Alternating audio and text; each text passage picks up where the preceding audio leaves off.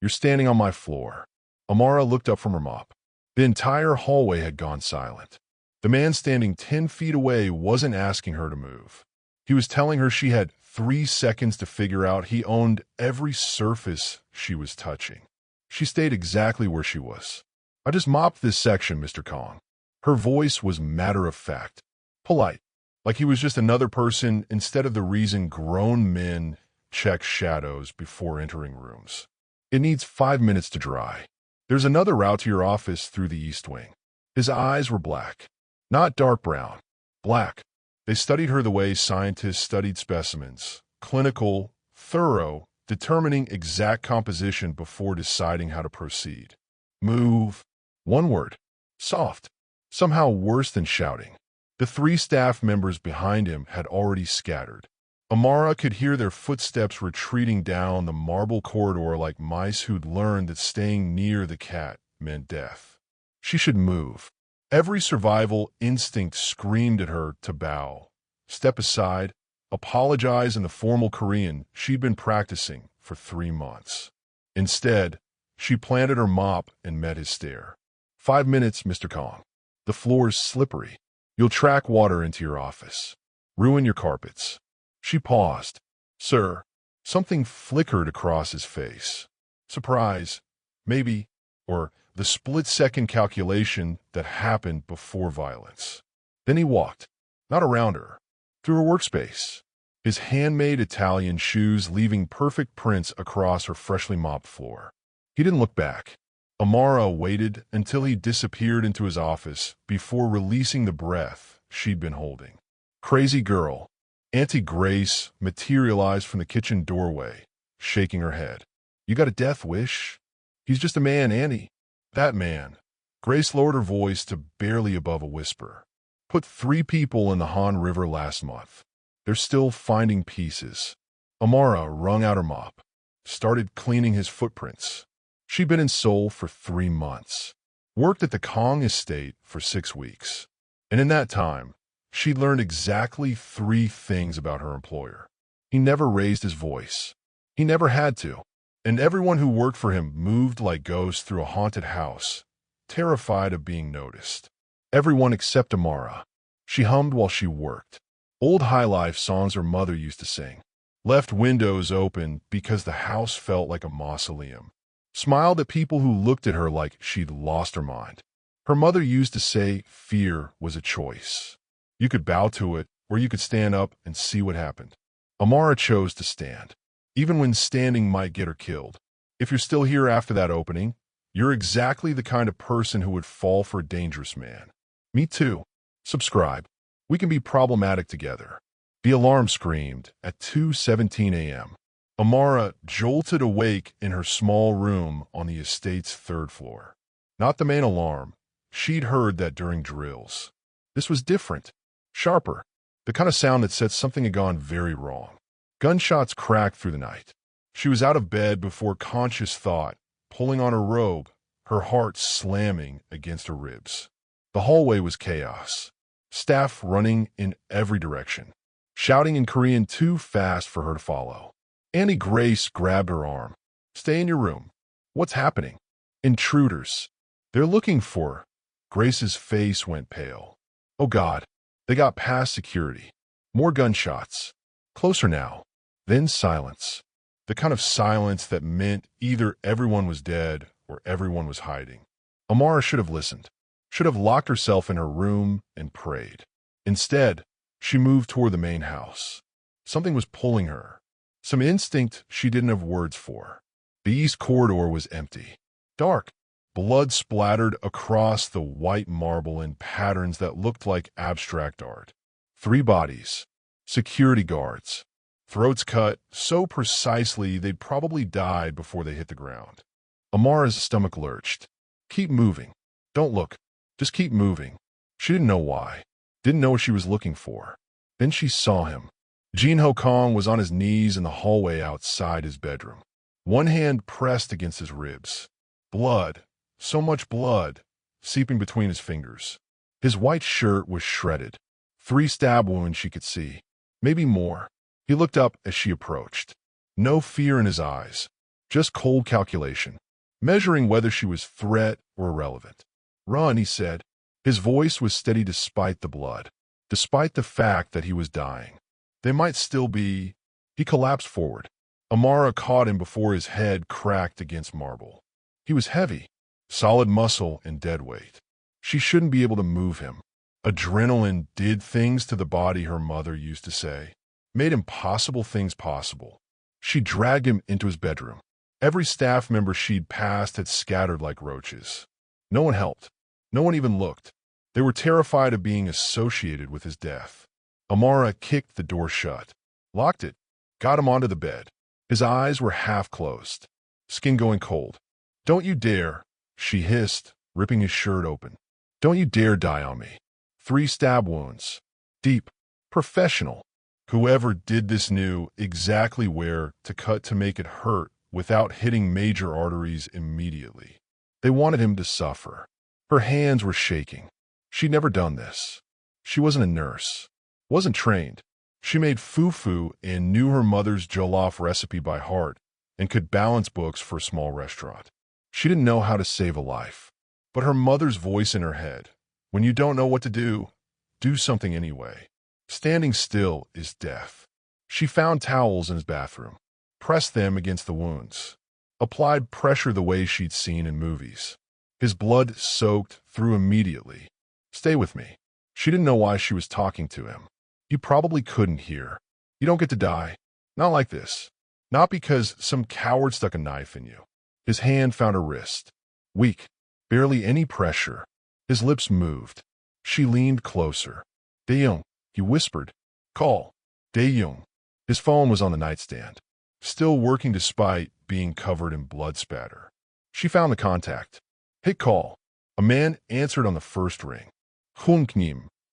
"He's hurt," Amara said. "Stabbed. He needs." "Who is this?" "That doesn't matter. He needs a doctor. Now." Silence on the other end. Then, keep pressure on the wounds. "I'm 10 minutes out." The line went dead. 10 minutes felt like 10 hours. Amara kept pressure on the wounds. Kept talking to him even though his eyes had closed. Kept checking for breath, for pulse, for any sign he was still fighting. His bedroom was immaculate. Minimalist. Black and white and chrome. No photographs. No personal items except a single necklace on the bedside table. Delicate gold chain with a small pendant. A woman's necklace.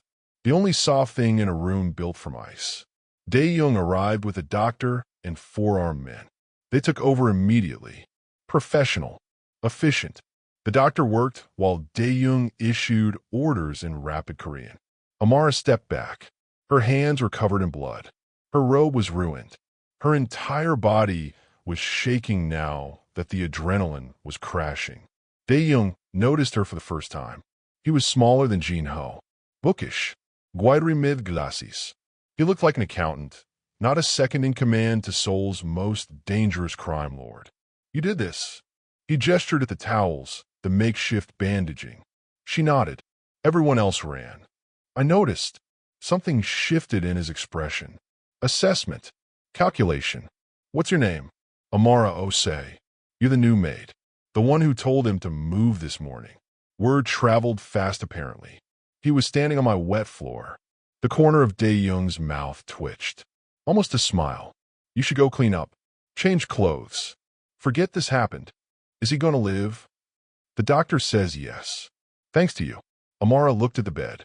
Jin-ho was unconscious now, his chest rising and falling steadily while the doctor stitched him back together.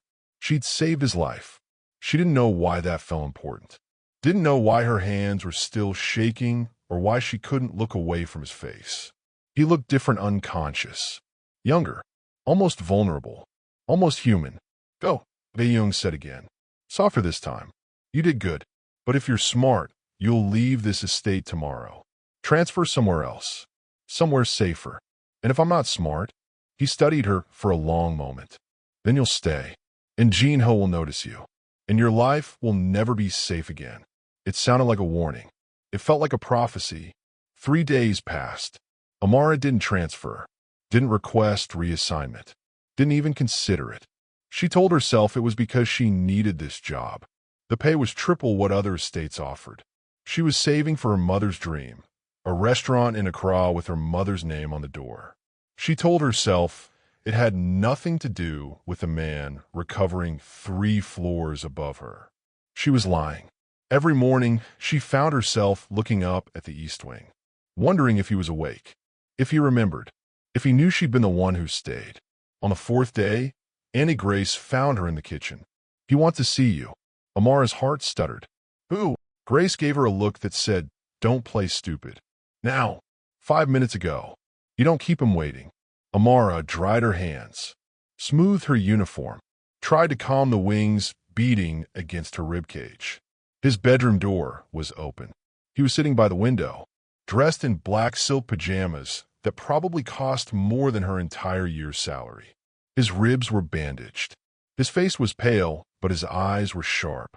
Those black eyes that missed nothing. "Close the door." She did. "Come here." She crossed to the window. "Stop 3 feet away. Safe distance." He studied her in silence. 10 seconds. 20. 30. Finally, "You stayed." "Yes." "Everyone else ran." "I noticed." "Why didn't you?" Amara met his eyes. "Would you have?" Something flickered across his face.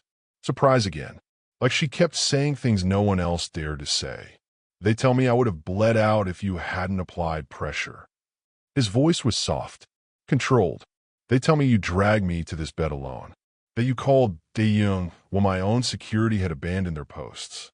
She said nothing. "Why? You were dying." "I don't need a reason beyond that."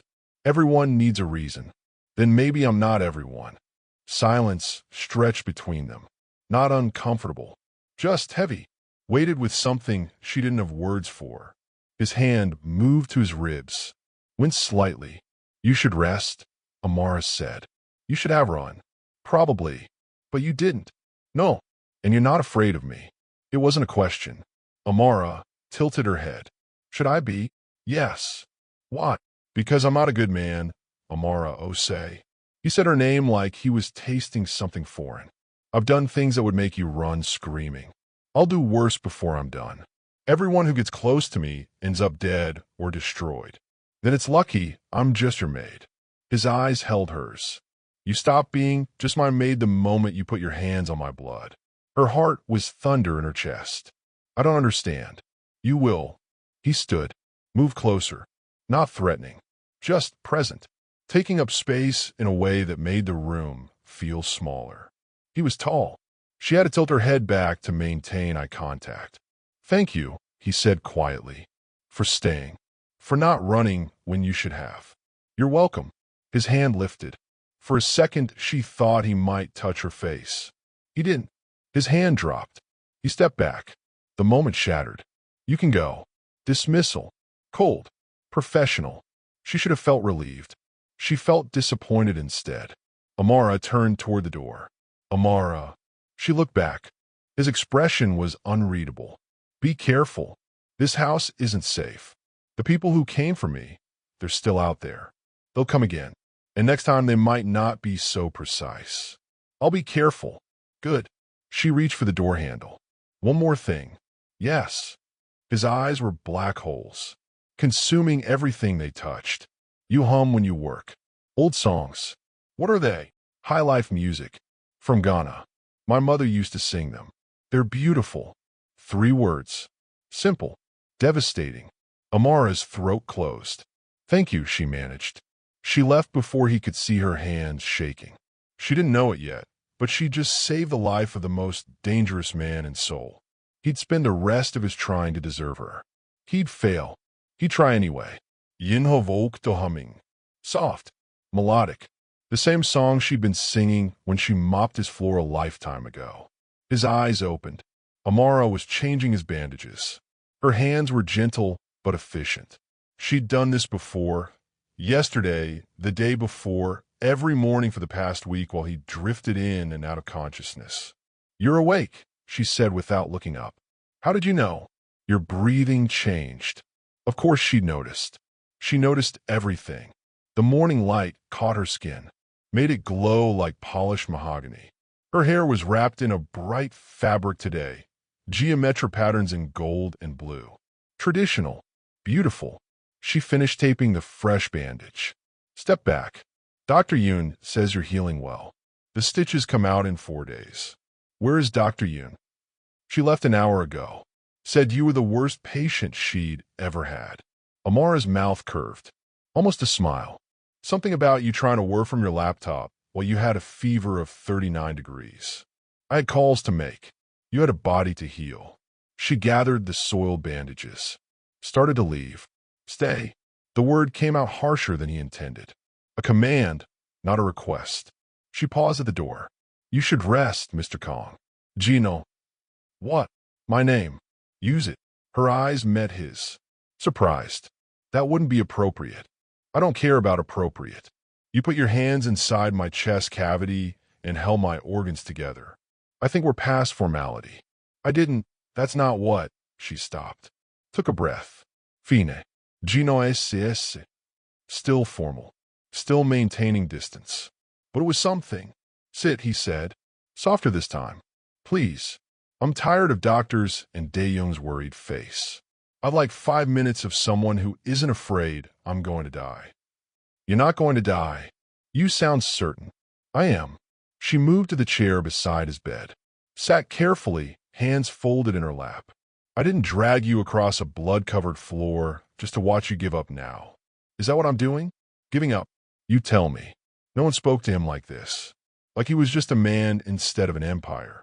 Like his opinions mattered less than the truth. He should have been angry. He was fascinated. Tell me about Ghana, he said. Why? Because I've spent a week in this bed with nothing to do but think. And I'm tired of my own thoughts. She studied him for a long moment, deciding something. What do you want to know? Everything. Start with the music. The songs you hum. Her expression softened. My mother loved high life. Old recordings from the 60s and 70s. She played them in our kitchen while she cooked. Said you couldn't make proper wache without the right soundtrack. Wache. Rice and beans. Comfort food. She made the best in Accra. Amara's voice went quiet. Before she died. I am sorry. Don't be. She lived exactly how she wanted. Loud and fearless and completely herself. She looked out the window. I'm still trying to figure out how to do the same. You're doing fine. Am I? I'm cleaning floors in a country where I don't speak the language. Saving money for a dream that gets further away every month. What's the dream? A restaurant. Her restaurant. She wanted to open one for 30 years, but never had the capital. I promised myself I'd do it for her. Amara's hands tightened in her lap. Stupid, probably. Childish. It's not stupid. You don't know that. I know that the only thing more dangerous than having a dream is not having one. Jinho shifted against the pillows. Pain lanced through his ribs. Dreams keep us alive when nothing else will. What's yours? The question caught him off guard. No one asked him what he wanted. They assumed. Empire. Power. Control. Legacy. No one asked what he dreamed about in the dark. I don't have dreams anymore, he said finally. I had one once. It died. I'm sorry. Don't be. Some things aren't meant to survive. Silence settled between them. Not uncomfortable. Just present. Amara stood. You should sleep. Dr. Yoon said rest was more important than anything else. Will you come back tomorrow? To change your bandages? Of course. No. To talk. Like this. She paused. Why? Because you're the first person in 2 years who's looked at me like I'm human. Something shifted in her expression. Softness. Understanding. Okay, she said quietly. I'll come back. She left. Jinho stared at the ceiling and tried to identify the feeling expanding in his chest. Hope, maybe, or the beginning of something far more dangerous. The days blurred together. Amara came every morning. Changed his bandages. Stayed for tea. They talked. About her mother. About Ghana. About the tiny kitchen where she'd learned to cook and a market where her mother bought fabric and the sound of rain on corrugated metal roofs. About nothing important. About everything. Jinho found himself waiting for her footsteps in the hallway. Found himself watching the clock. found himself disappointed on the morning she came 10 minutes late because Annie Grace had needed help with inventory. He told himself it was gratitude, appreciation for her care during his recovery. He told himself this every day for 2 weeks. He never believed it once. Dae-young noticed. Of course he did. Dae-young noticed everything. "You're different," he said on day 12. They were in Jin-ho's study reviewing territory reports. Business as usual, except nothing felt usual anymore. Different how? Softer. Jin-ho's eyes snapped up. Careful. I don't mean weak. I mean human. Dae-young adjusted his glasses. Nervous tell. "It's the maid. Amara. What about her? You like her? She saved my life. And now you have her changing your bandages every morning when we have 3 nurses on staff. You have her bringing tea when we have servers for that. You talk to her like," he stopped. "Like what?" "Like you used to talk to Minji." The name landed like a blade between his ribs. Jin-ho went very still, the kind of still that made people run. Dae-young didn't run. He never did.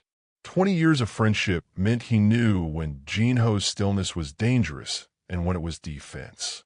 "I'm not replacing her," Jin-ho said quietly. "I didn't say you were." "Then what are you saying?" "That you're allowed to feel things again." "That maybe," Dae-young's voice softened. "Maybe it's time. Minji wouldn't want you frozen forever." Jin-ho looked out the window. The gardens stretched below, perfectly manicured, lifeless. "Minji died because of me, because of what I am, what I do. Minji died in an accident that wouldn't have happened if she wasn't with me. If my enemies didn't see her as leverage. Yinhoisyev Daitend. Everyone I touch dies, Dae-young. Everyone I love becomes a target. But you're going to spend the rest of your life alone? I'm going to keep the people I care about alive, even if that means keeping them far away from me." Dae-young was quiet for a long moment. "She doesn't look like someone who scares easily. She should be scared. Of me. Of this life. Of what happens to people in my orbit. Have you told her that? She knows what I am. Knowing and understanding are different things." Dae-young stood. "Be careful, Hyungnim. The worst lies are the ones we tell ourselves." He left. Jin-ho sat alone in his study and tried not to think about the way Amara's laugh sounded. Try not to count the hours until she came tomorrow morning. Try not to imagine what it would feel like to touch her the way he wanted to. Failed. Completely. Day 15. Amara arrived at the usual time. 7 Uhr morgens. Tea tray in hand. Jin-ho was already awake. Already dressed. Standing by the window in black slacks and a white shirt that made his shoulders look even broader. "You're up," she said. "Dr. Yoon cleared me yesterday. Said I could resume light activity." "That's good." "Is it?" She set the tea tray down. "Why wouldn't it be?" "Because now you don't have a reason to visit every morning." The words hung in the air between them. Amara's hands stilled on the teapot. "Is that what you want? For me to keep visiting?" "Yes." Simple. Direct. Devastating. She poured tea with hands that shook slightly. "I'm your maid, Jin-ho SSI. This isn't, we shouldn't. I know. You're my employer. I know. There are rules. Boundaries. I know."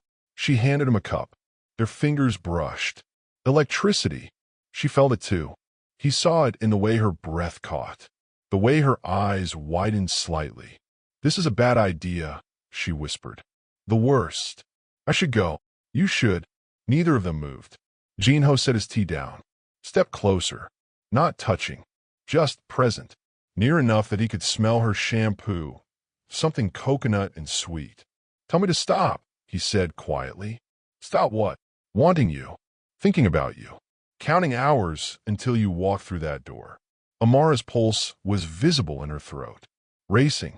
"I can't tell you what to think. Then tell me to stay away from you. Tell me you don't feel this. Tell me I'm alone in this madness." Silence.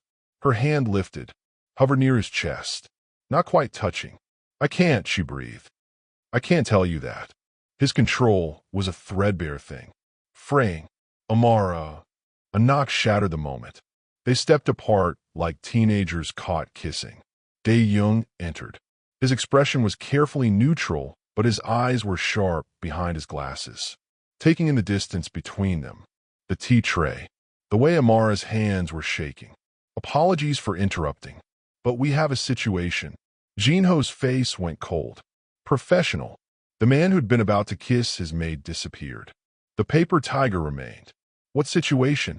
Min-Soo sent a package. You'll want to see this privately. Jinho glanced at Amara. Something passed between them. Unfinished. Unspoken. I should go, she said quickly. I have floors. Lots of floors. She practically ran from the room. Dae-young waited until the door closed. Min-Soo knows. Jinho went very still. Knows what? About your condition. The impotence. Someone leaked medical records. Dae-young's voice was gentle. Careful. He's circling.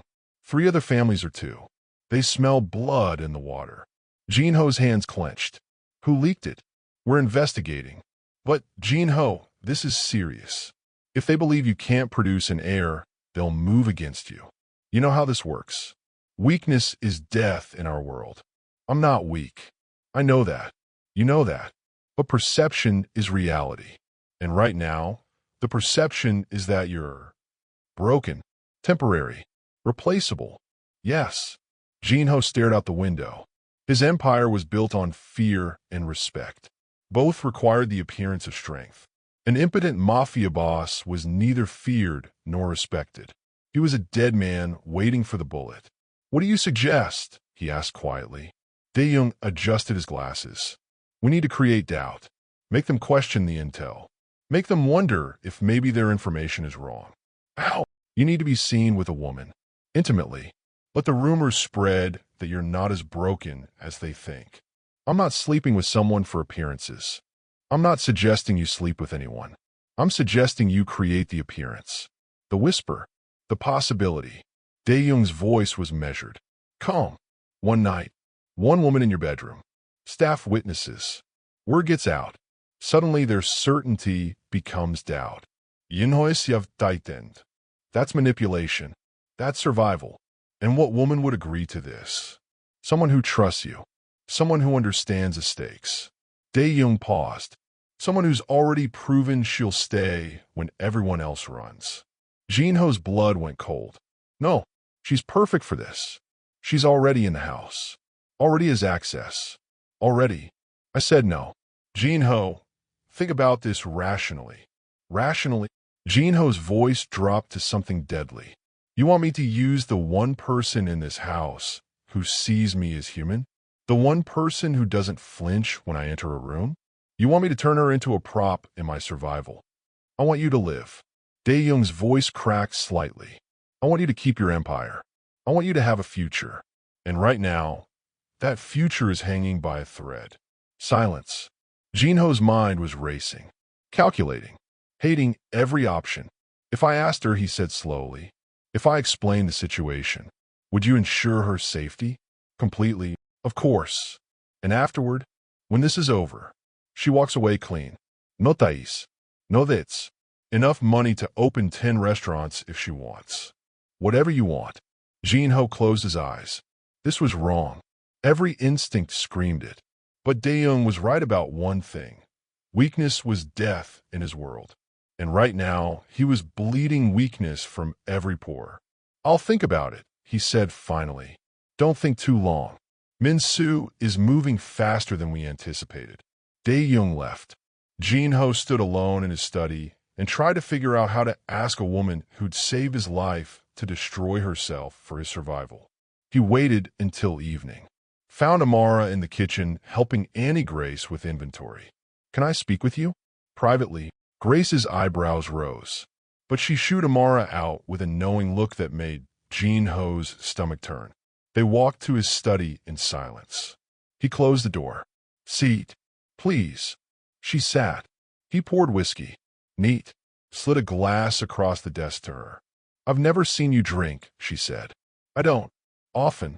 He downed as in one swallow. I need to ask you something. And I need you to know you can say no. That saying no won't cost you your job or your safety or anything else. You're scaring me. Good.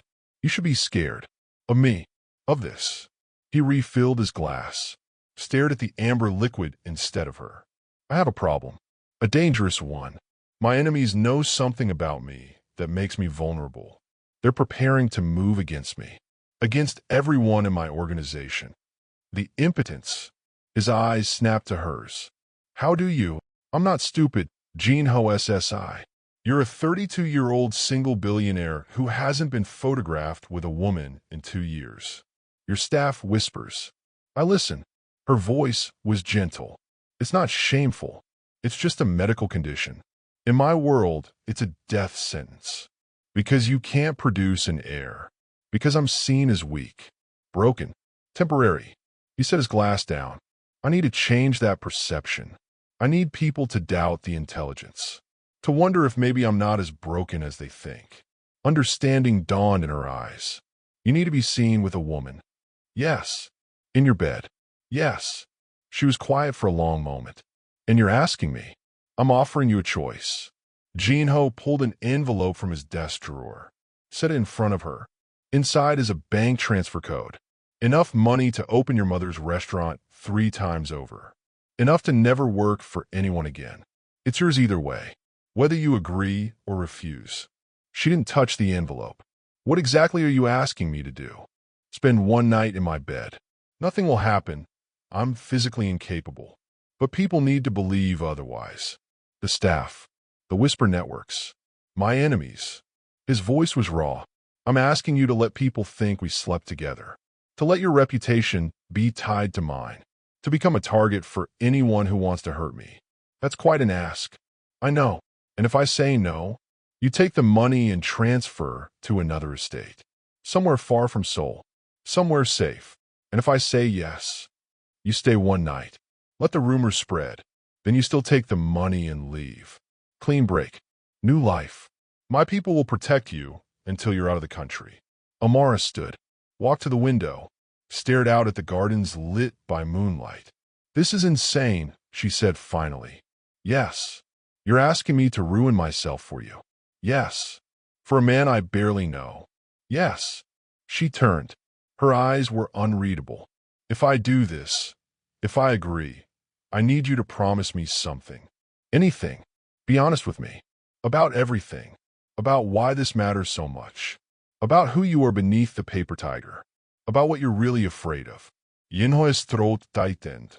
That's more dangerous than 1 night in my bed. Maybe. But if I'm going to risk everything for you, I need to know you're worth it. Fair. Devastating. Fair. I'm not a good man, Amara. I've killed people. Destroyed families. Built an empire on blood and fear. His voice was barely above a whisper. I'm not worth saving. I'm not worth your risk. Let me decide what you're worth. Silence. He could see her thinking, calculating, making a choice that would change both their lives. Finally, she picked up the envelope. For a second, he thought she'd chosen the money. Chosen safety. She set it back down without opening it. 1 night, she said. Just sleeping. Nothing else. Nothing else, he confirmed. And tomorrow, you tell me the truth. All of it. About Minji. About what happened to you. About why you look at me like I'm the only real thing in your world. I can do that. She nodded once. Decisive. Okay. Okay. When? Tomorrow night. The staff needs to see you enter my bedroom. Stay until morning. The rest will spread on its own. Then I'll see you tomorrow night. She walked to the door. Paused. Gino SS. Yes. You're wrong about something. What? You said you're not worth saving. But you're here asking instead of ordering. Offer me a choice instead of taking it. Hating yourself for even considering this. Her hand rested on the doorframe. That's not a monster. That's a man who's forgotten what it feels like to be one. She left. Jinho sat alone in his study and tried to remember the last time someone had looked at him like he might be worth redemption. Minji. 3 years ago. Before she died. Before he learned that loving him was lethal. The next day moved like honey. Slow. Thick. Inevitable. Amara went through her routine. Mopped floors. Changed linens. Smiled at Annie Grace's knowing looks. Inside, her heart was a war drum. Tonight, she'd agreed to spend the night in Jinho Kang's bed. Nothing would happen. He made that clear. His body couldn't. The poisoning had left him incapable of desire, of function, of anything that might make this more than theater. So why did her pulse spike every time she thought about it? Because you want him, a voice whispered. Because you've wanted him since he looked at you like you were human. Since he said your mother's songs were beautiful. Since he offered you a choice instead of a command. She was an idiot. A dangerous, foolish idiot. Evening arrived. Amara showered, braided her hair, put on her simplest nightgown. White cotton, modest, nothing that suggested she was trying to seduce anyone. She stared at her reflection. Last chance to run. She didn't run. At 10 p.m., she walked through the quiet corridors to the east wing. To his bedroom. The door was open. Jinho stood by the window. Black silk pajama pants. No shirt. The bandages were gone. 3 healing scars marked his ribs like accusations. He turned when she entered. You came. I said I would. You could have changed your mind. So could you. His mouth curved. Almost a smile. Touché. Amara closed the door. The click echoed. They were alone. Completely. How does this work? She asked. We sit. We talk. Eventually we sleep. In the morning, you leave. People will have seen you enter. We'll see you leave. The rest writes itself. That's it. That's it. Too simple. Too easy. Nothing about this felt easy. Jinho poured 2 glasses of whiskey. Handed her one. Dutch courage. Something like that. They sat. Not on the bed, too intimate. On the chairs by the window. City lights sprawled below them like fallen stars. You promised me truth, Amara said. About Minji. About what happened. Yinhoisyev tightened. But he nodded. Minji was my fiancée. 3 years ago. She was his voice caught. Everything. Light in a world built from darkness. She made me want to be better. Made me think maybe I could be. What happened? Galaxido. Mountain road. Rainy night. Her brakes failed. He stared into his glass. I blame myself. If she hadn't been with me, she'd still be alive. My enemies wouldn't have seen her as leverage. She'd have married someone safe. Someone who didn't wake up counting bodies. It wasn't your fault. Wasn't it? I knew what I was. What I did. I knew loving me was lethal, and I loved her anyway. His hands tightened around the glass. 6 months after she died, someone poisoned me. Same rivals who'd been circling. The poison didn't kill me. Just left me broken, unable to feel, unable to function. The impotence. Yes. Poetic justice, maybe. I couldn't protect the woman I loved. Now I can't make another one. Can't build a family. Can't create the legacy every man in my position needs. He downed his whiskey. I'm the most feared man in Seoul. And I'm dying alone because I'm too dangerous to love and too broken to be worth it. Amara set her glass down, crossed him, knelt in front of his chair. His eyes widened. What are you? She took his hands. Scarred knuckles. Long fingers. Hands that had killed but had only ever been gentle with her. You're not broken, she said firmly. You're healing. There's a difference. Amara. And you're not too dangerous to love. You're just too afraid to try again. I have good reason to be afraid. So do I. Her thumbs traced circles on his palms. My mother died and left me alone. I spent 7 years terrified of loving anyone because I couldn't survive that loss again. I came to Korea to hide, to save money and disappear and build something safe and distant. Then why are you here? In my bedroom? Holding my hands like I'm worth saving. Because maybe I'm tired of hiding. Maybe I'm tired of being afraid. She met his eyes. Maybe I think you're worth the risk. Jinho's breath came faster. You don't know what you're saying. I know exactly what I'm saying. If you stay, if you let yourself care, I'll destroy you. I destroy everyone. Then destroy me. The words hung in the air between them. Dangerous. Electric. True. Jinho's control was fracturing. She could see it in the way his hands shook, the way his eyes darkened, the way he leaned toward her like gravity had shifted. Amara, he breathed. We shouldn't. I know. This is insane. I know. I can't even. My body doesn't. I don't care. You should care. You should run. You should. She kissed him. Soft. Tentative. A question. He froze. For 3 heartbeats, he didn't move. Then he shattered. His hands found her face, cradled it like she was precious, breakable. His mouth opened against hers, and the kiss deepened into something desperate, hungry, real. Amara's hands slid into his hair, pulled him closer, tasted whiskey and want and 3 years of loneliness. He stood, pulling her with him, his back at the wall, where she pushed him. She wasn't sure anymore. Tell me to stop, he gasped against her mouth. No, Amara, please. No. His hands were shaking, sliding down her sides, mapping her curves through thin cotton like he was memorizing scripture. I can't give you what you need, he choked out. My body, it doesn't work. I haven't been able to feel anything in 2 years. Then feel this. She pressed against him, let him feel her heart racing, her breath catching, her body responding to his touch like it had been waiting for this.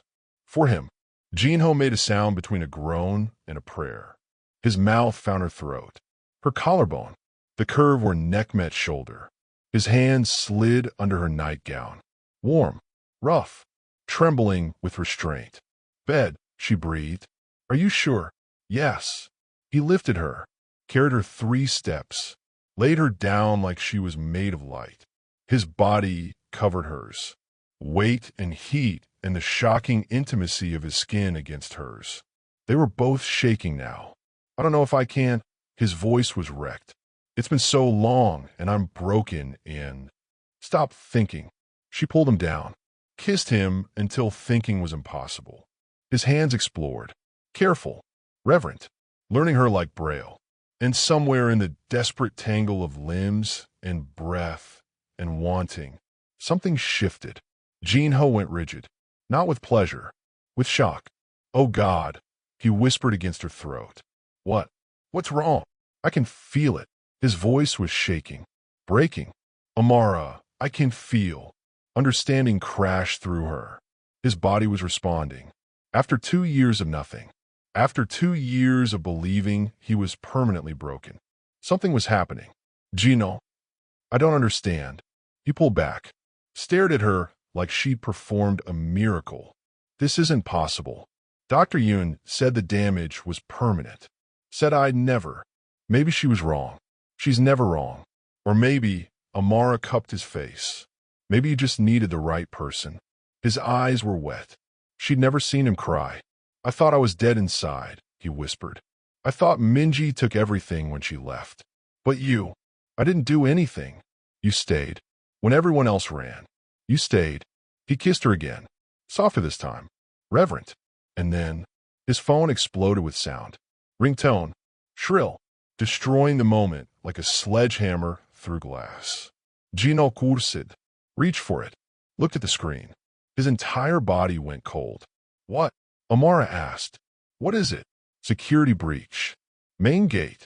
His voice was ice now. Professional. The paper tiger replacing the man who'd been trembling in her arms. Someone's trying to get in. He was off the bed, pulling on a shirt, gun appearing from somewhere. Stay here. Lock the door. Don't open it for anyone but me or Dae-young. Jinho. He paused at the door. Look back. The heat in his eyes could have melted steel. This isn't over, he said quietly. What we started. I'm not done with you. Then he was gone. Amara sat alone in his bed, her nightgown twisted, her lips swollen, her body still humming from his touch. Outside, she heard shouting, gunfire, chaos. Inside, she pressed her fingers to her mouth and tried to process what had just happened. He'd felt something. After 2 years of nothing. With her. Because of her. This changes everything, she thought. She had no idea how right she was. Dawn came. The security breach had been handled. 3 intruders dead. 1 captured for questioning. Jinho returned to his bedroom at 6 a.m. Amara was asleep in his bed, curled around his pillow, her braids spread across white silk like art. He stood in the doorway and tried to remember how to breathe. Last night, his body had responded. For the first time in 2 years, he'd felt desire, felt need, felt alive. With her, he should wake her, should explain, should finish what they started. Instead, he watched her sleep and tried to ignore the terror clawing at his chest. Everyone he loved died. Minji died. His mother died. Anyone who got close to him ended up destroyed. And now Amara, beautiful, fearless Amara, was in his bed, in his heart, in every thought that wasn't empire or survival. She was a target now. The moment his enemies confirmed she mattered, they'd come for her. And he couldn't lose another person he loved. He had to let her go, before it was too late, before she ended up bleeding out on marble floors because loving him was lethal. Jinho turned away from the bed, found paper, wrote 4 words. I can't do this. He left the note on his pillow, left money, triple what he'd promised, and walked out of his own bedroom before he could change his mind, before he could wake her and beg her to stay, before he could be selfish enough to keep her. Amara woke to sunlight and silence. Jinho was gone. His side of the bed was cold. On the pillow, a note and an envelope thick with cash. She read the note, for words that gutted her. I can't do this. No explanation. No apology. Nothing. Just rejection. Clean. Final. She'd stayed when everyone ran. She'd save his life. She'd kissed him like he was worth loving. And he'd left her a note like she was a one-night stand he regretted. Amara's hand shook, not with sadness, with rage. She got dressed, braided her hair, took the money. She'd earned it. Then she walked out of his bedroom with her head high and her heart locked behind walls he'd never break again. If he wanted her gone, she'd go, but she wouldn't make it easy. And she wouldn't forget the way he'd trembled in her arms and whispered that she made him feel alive. Some things he didn't get to take back. Some things left scars. For days. 4 days of Amara avoiding Jinho like he carried plague. 4 days of him watching her move through the estate like a ghost. Present but untouchable. 4 days of wanting to explain and having no words that didn't sound like excuses. He'd left her a note, for words that haunted him every waking moment. I can't do this. What he meant, I can't watch you die because of me. What she heard, you don't matter enough. Jinho stood in his study and tried to focus on territory reports, on Min Su's movements, on the 3 families circling like sharks. All he could see was her face when she'd kissed him. All he could feel was his body responding after 2 years of nothing. All he could hear was her voice. Then destroy me. He was destroying her, just not the way she'd meant. Dae-young entered without knocking. He never knocked. She requested a transfer. Jinho's blood went cold. What? Amara. She asked Annie Grace about positions at other estates, preferably far from Seoul. Dae-young adjusted his glasses. Grace told her there's an opening in Jeju. She's considering it. No. You left her a note. Hyung-nim.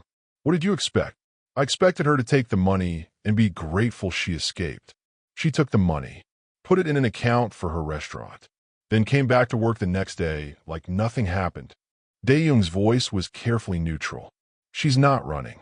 She's leaving. There's a difference. Jinho's hands clenched. Let her go. It's safer. Is it? Or is it just easier for you? Careful. Someone has to say it. You're not protecting her. You're protecting yourself from feeling something again. I'm protecting her from ending up like Minji. Minji died in an accident 3 years ago. Amara is alive right now, and you're treating her like she's already dead. Je n'ai sa contrôle snapat. He was across the room before conscious thought. Had Dae-young against the wall, hand around his throat, not squeezing, just there, a promise of violence. Don't, Jinho said softly. Speak about things you don't understand. Dae-young didn't flinch. 20 years of friendship meant he knew Jinho's tells, knew when the violence was real and when it was performance. This was performance. Barely. I understand that you're in love with her, Dae-young said quietly. I understand that terrifies you more than any enemy ever could. And I understand that pushing her away feels like control when everything else is chaos. Jinho released him. Step back. I'm not in love with her. Then why does your heart rate spike every time she enters a room? Why do you know her schedule better than your own? Why did you nearly kill 3 men for looking at her too long in the garden yesterday? They were disrespectful. They smiled at her. She smiled back. You put one in the hospital. Jinho said nothing, because Dae-young was right. All of it. He was in love with Amara Osei. Had been since she told the most dangerous man in Seoul to move, because he was standing on her wet floor. And that love was going to get her killed. Let her transfer, Jinho said finally. It's better this way. Dae-young studied him for a long moment. You're making a mistake. I've made worse. Have you? Dae-young moved to the door. Paused. Minji died because of an accident. A terrible, random accident. But Amara will leave because you chose fear over faith. Those aren't the same thing. He left. Jinho stood alone in his study and tried to convince himself he was doing the right thing. Failed. Completely. Midnight. Jinho couldn't sleep. He walked the estate. Old habit from his father's time. Check the perimeter. Look for weaknesses. Stay alert. Stay alive. He wasn't expecting to find her in the kitchen. Amara stood at the counter making tea. She'd changed out of her uniform. Wore simple clothes. Jeans, a loose shirt that made her look younger. Softer. Her hair was down. Natural curls framing her face. She was humming. That same song from the first day. His chest ached. She noticed him. The humming stopped. Mr. Kong. Her voice was ice. Formal. I didn't realize anyone else was awake. Can't sleep. Neither can I. Silence stretched between them. Heavy. Uncomfortable. Jinho should leave. Should let this moment pass. Amara. Don't. She held up a hand. Whatever you're about to say, don't. You don't know what I'm going to say. You're going to apologize. Or explain. Or tell me it was for the best. Her eyes met his. Fire there. Anger. I don't want to hear it. I was trying to protect you. I didn't ask for protection. You should have. Do you know what happened yesterday? 3 men followed you to the market. 3 of Min Su's people. They were watching you, waiting for an opportunity. And I had them removed before they could get close. Removed. She said it flatly. You mean killed. I mean neutralized. That's the same thing in your world, isn't it? Everything is violence or territory or control. She turned back to her tea. I'm transferring to Jeju. I leave in 3 days. His heart stopped. Amara, please. Please what? Please stay, so you can push me away again? Please let you protect me by making me feel worthless? Please give you another chance to leave a note instead of having an actual conversation. I panicked. You're the most feared man in Seoul. You don't panic. I do when it's you. The words came out raw, unfiltered. I panic when I think about you getting hurt. When I imagine someone using you to get to me. When I remember what happened to Minji and picture your face instead of hers. Amara's hands stilled on the teapot. That night, Jinho continued. When my body responded after 2 years of nothing. When I felt desire for the first time since the poisoning. Do you know what my first thought was? What? That I was going to get you killed. That the universe was giving me something precious just so it could take it away. That I was being set up for the worst loss of my life. His voice cracked. So I ran, before I could want you more than I already did. Before I could need you the way I was starting to. That's the most selfish thing I've ever heard. I know, you don't get to decide what risks I take. I know, you don't get to protect me from yourself by breaking my heart. I know. She turned, faced him fully. Then what do you want, Jinho? Because I can't do this. I can't want you and have you push me away. I can't save your life and have you treat me like I'm disposable. I can't.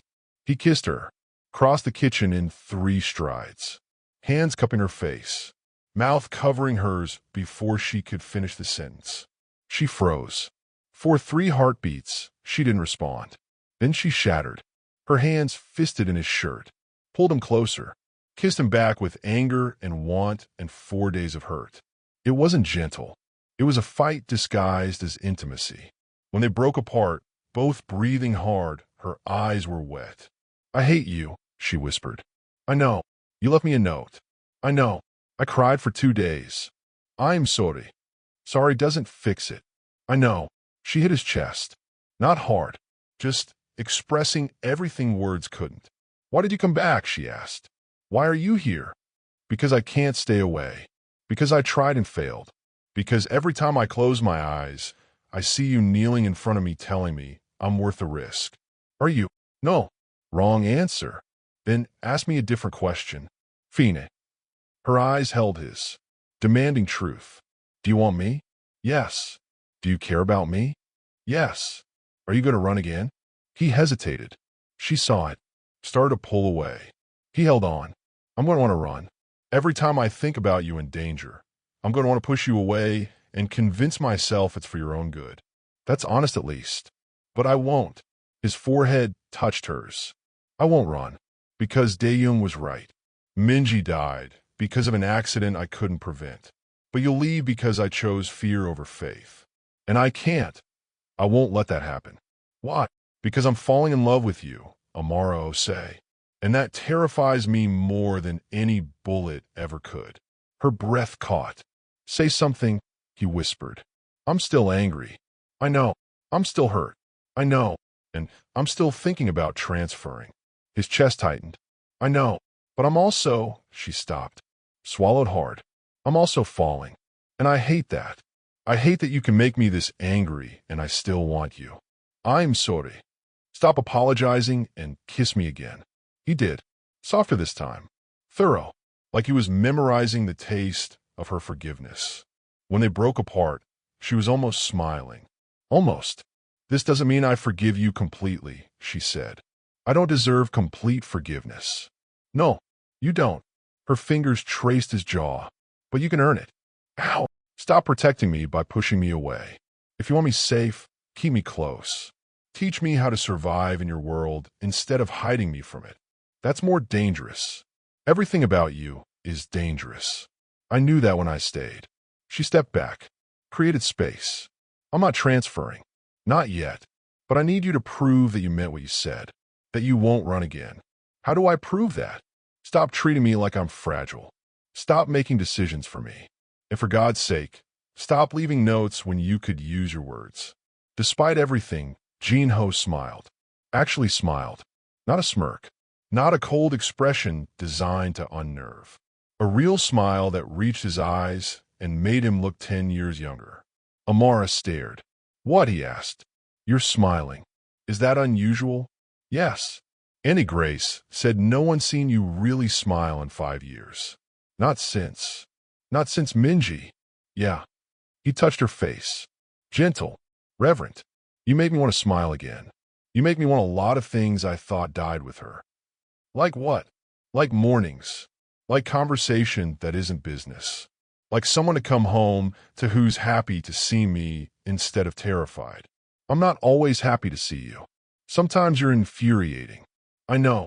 And stubborn. I know. And emotionally constipated. I what? You heard me. His smile widened. Emotionally constipated. You feel things and then shove them down and pretend they don't exist. That's constipation. Emotional constipation. He laughed. Actually laughed. The sound was rusty. Unpracticed. Beautiful. Amara's eyes widened. Oh, what? That's the first time I've heard you laugh. Is it? Yes. And it's... She stopped. Looked away. Never mind. Tell me. It's a good sound. That's all. Jin-ho pulled her close. Arms around her waist. Her head tucked under his chin. They stood like that for a long moment. Just breathing. Just being. No empire. No enemies. No fear. Just two people holding each other in a kitchen at midnight. I missed you, he murmured against her hair.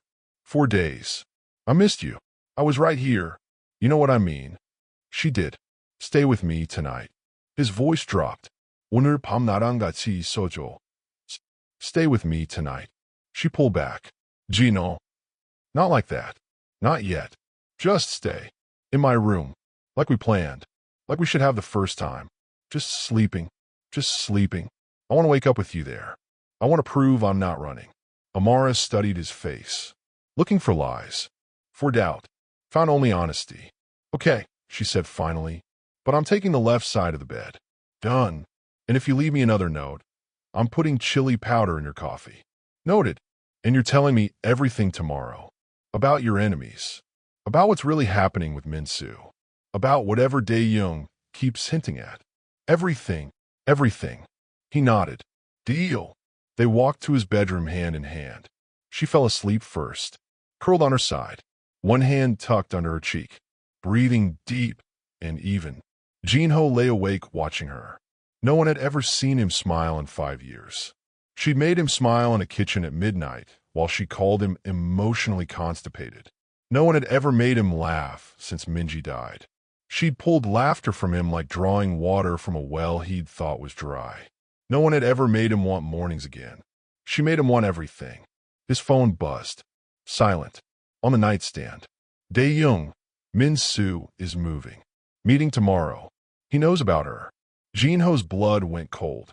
He looked at Amara, sleeping peacefully beside him. His enemies knew. The one thing he'd been trying to prevent. They knew she mattered, which meant they'd come for her. Soon. He should wake her. Should tell her. Should prepare her. Instead, he pulled her closer, held her while she slept. Tomorrow, he'd tell her everything.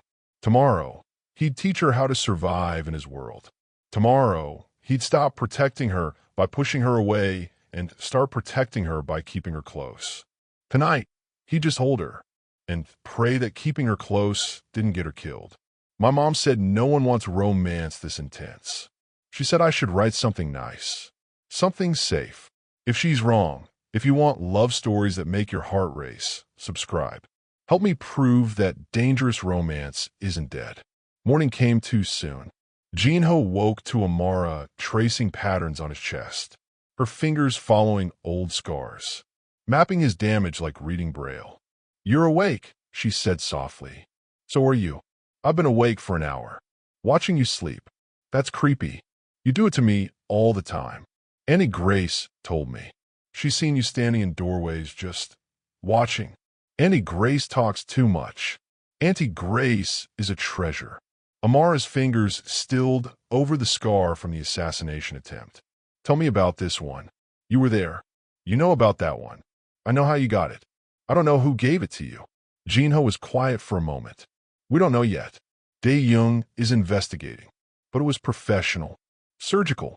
Someone with training. Someone you know? Probably. Does that happen often? People you know trying to kill you. More often than I'd like. She propped herself up on one elbow. Looked down at him. This is your life. Every day. Wondering who's going to betray you. Who's going to strike. Who you can trust. Yes. How do you live like that? I've never known anything else. My father raised me for this. Violence. Strategy. Control. His hand found hers. Held it over his heart. I don't know how to be anything else. I don't believe that. Why not? Because the man my father raised me to be would have used me and discarded me. But you're here, holding my hand, looking at me like I'm something precious instead of useful. You are precious. See? That's not a monster talking. Maybe I'm a monster who found something worth being human for. Her eyes softened. You promised me everything. Answers. Truth. I did. Then tell me. Who's Min-soo? Why does he want you dead? What's really happening? Jin-ho sat up, back against the headboard, pulled her against his side. Min-soo runs the Southern Territories. Gambling. Trafficking. Protection rackets. We've had an uneasy truce for 5 years. He stays south. I stay north. Everyone makes money. What changed? Someone leaked information about my condition. About the impotence. About my inability to produce an heir. His jaw tightened. In our world, that's blood in the water. If I can't have children, I can't secure succession. If I can't secure succession, my empire is temporary. Vulnerable. So he's trying to take it. He's trying to take everything. Territory. Assets. Leverage. Jin-ho's arm tightened around her. And now he knows about you. She went still. How do you know? Dae-young told me last night. Min-soo has people watching you. He knows you matter to me, which means you're leveraged now. I can handle myself. Against trained killers? Against people who would hurt you just to make me bleed? Then teach me. You said you would. Amara, you promised. No more protecting me by pushing me away. Teach me how to survive in your world. Jin-ho studied her face. looking for fear, found only determination. If I teach you, he said slowly, you'll see things. Violent things. Things you can't unsee. I've already seen you covered in blood. I've already saved your life while you were dying. I think I can handle it. You don't know what you're asking. Then show me. He wanted to argue. Wanted to wrap her in cotton wool and hide her somewhere Min Su's people could never find her. But she was right. Hiding her made her vulnerable, ignorant, easy prey, keeping her close, teaching her, making her part of his world instead of separate from it. That might actually keep her alive. Okay, he said finally, but you follow my rules. You learn what I teach. And if I say run, you run. No arguments. No heroics. Deal. And you don't leave my sight until Min Su is handled. That's very possessive. I'm a very possessive man, especially about things that belong to me. I don't belong to anyone. His eyes darkened. Don't you? The air between them thickened. Amara's breath caught. Are you saying I belong to you? I'm saying you're mine to protect, mine to teach, mine to keep safe. His hand cupped her face. And if you stay, if you choose this world, choose me, then eventually, yes, you'll be mine in every way that matters. That's very presumptuous. Is it? You're my bed. You came back when you could have left. You're looking at me like you want me to kiss you again. Maybe I'm looking at you like I want breakfast. Liar. He kissed her. Soft. Slow. Thorough. When he pulled back, she was flushed.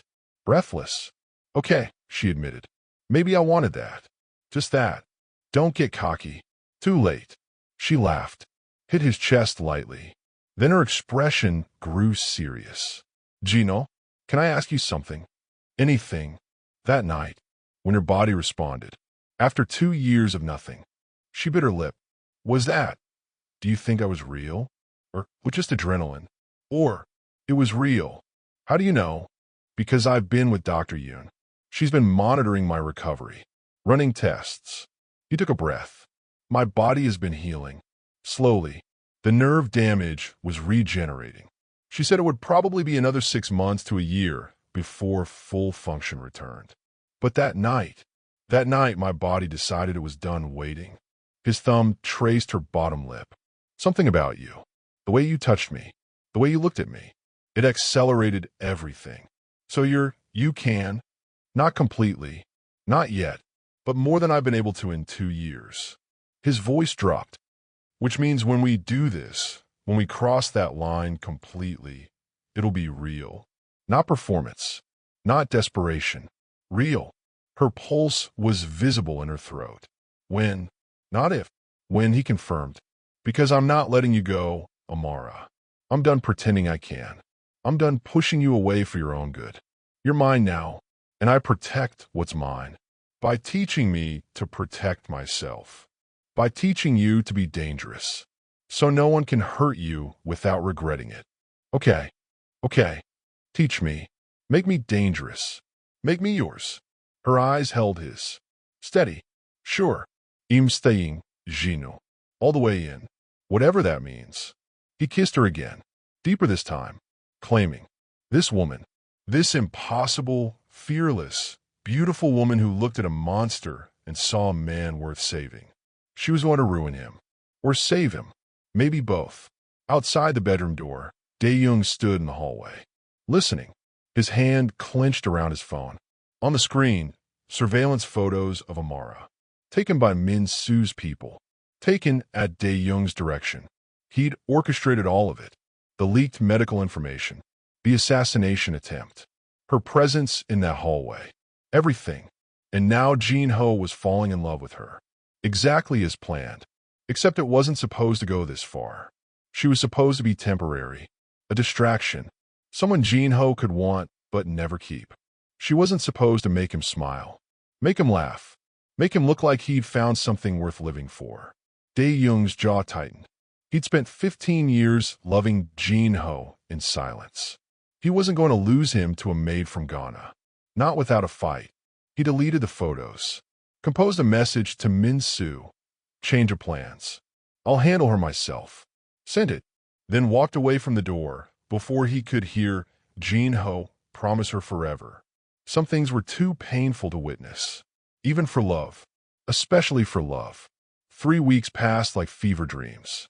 Jinho taught Amara his world, how to read the silence before violence, how to identify threats in a crowded room, where to strike if someone grabbed her, how to disappear if everything went wrong. She was a quick study. Too quick sometimes. She'd practice disarming techniques on him in empty hallways, and he'd end up pressed against walls with her hands on his chest and breathing that had nothing to do with training. "Focus," he'd say. "I'm focused," she'd reply. "Just not on fighting." He was losing his mind. Every day, she became more integrated into his world. His staff stopped flinching when she spoke. His men nodded respectfully when she passed. Dae-yoon watched everything with those unreadable eyes behind wire-rimmed glasses. And every night, she slept in his bed, just sleeping. His body was healing. He could feel it, the slow return of sensation and desire, but he wouldn't rush this. Wouldn't risk the moment being anything less than perfect. She deserved perfect, even if perfect was a foreign concept in his blood-stained world. Week 4 began with rain. Amara found him in his study reviewing security footage. "Minsu's people have been quiet. Too quiet. You're going to go blind staring at screens," she said. "I'm going to go insane if I can't figure out what he's planning." She moved behind his chair. Her hands found his shoulders, started kneading tension he hadn't realized he was carrying. Jinho's eyes closed. "That's not fair." "What's not fair?" "Using massage as a weapon. All's fair in love and war." Her hands stilled. "Which is this?" "Both." She leaned down. Her lips brushed his ear. "Come to bed. Amara, you've been working for 16 hours. The footage will still be there tomorrow. I wonder if you keep ignoring me." He turned, pulled her into his lap. "I'm not ignoring you. No, I'm very aware of exactly where you are at all times." "Prove it." He kissed her. Slow, deep, tasting rain on her lips from where she'd been outside. When he pulled back, her eyes were dark. "Wanting bed," she whispered. "Now, just sleeping. We'll start with sleeping." They didn't start with sleeping. His bedroom. Door locked. Rain against windows like applause. Jinho's hands shook as he unbuttoned her shirt. Slowly, reverently. "I've got you," she murmured. Her hands steady on his face. "I'm here. I'm real. Stop being afraid." "I'm not afraid." Liar. He was terrified that his body would fail, that the healing wasn't complete, that he'd disappoint her, that this moment would shatter and prove he was still broken.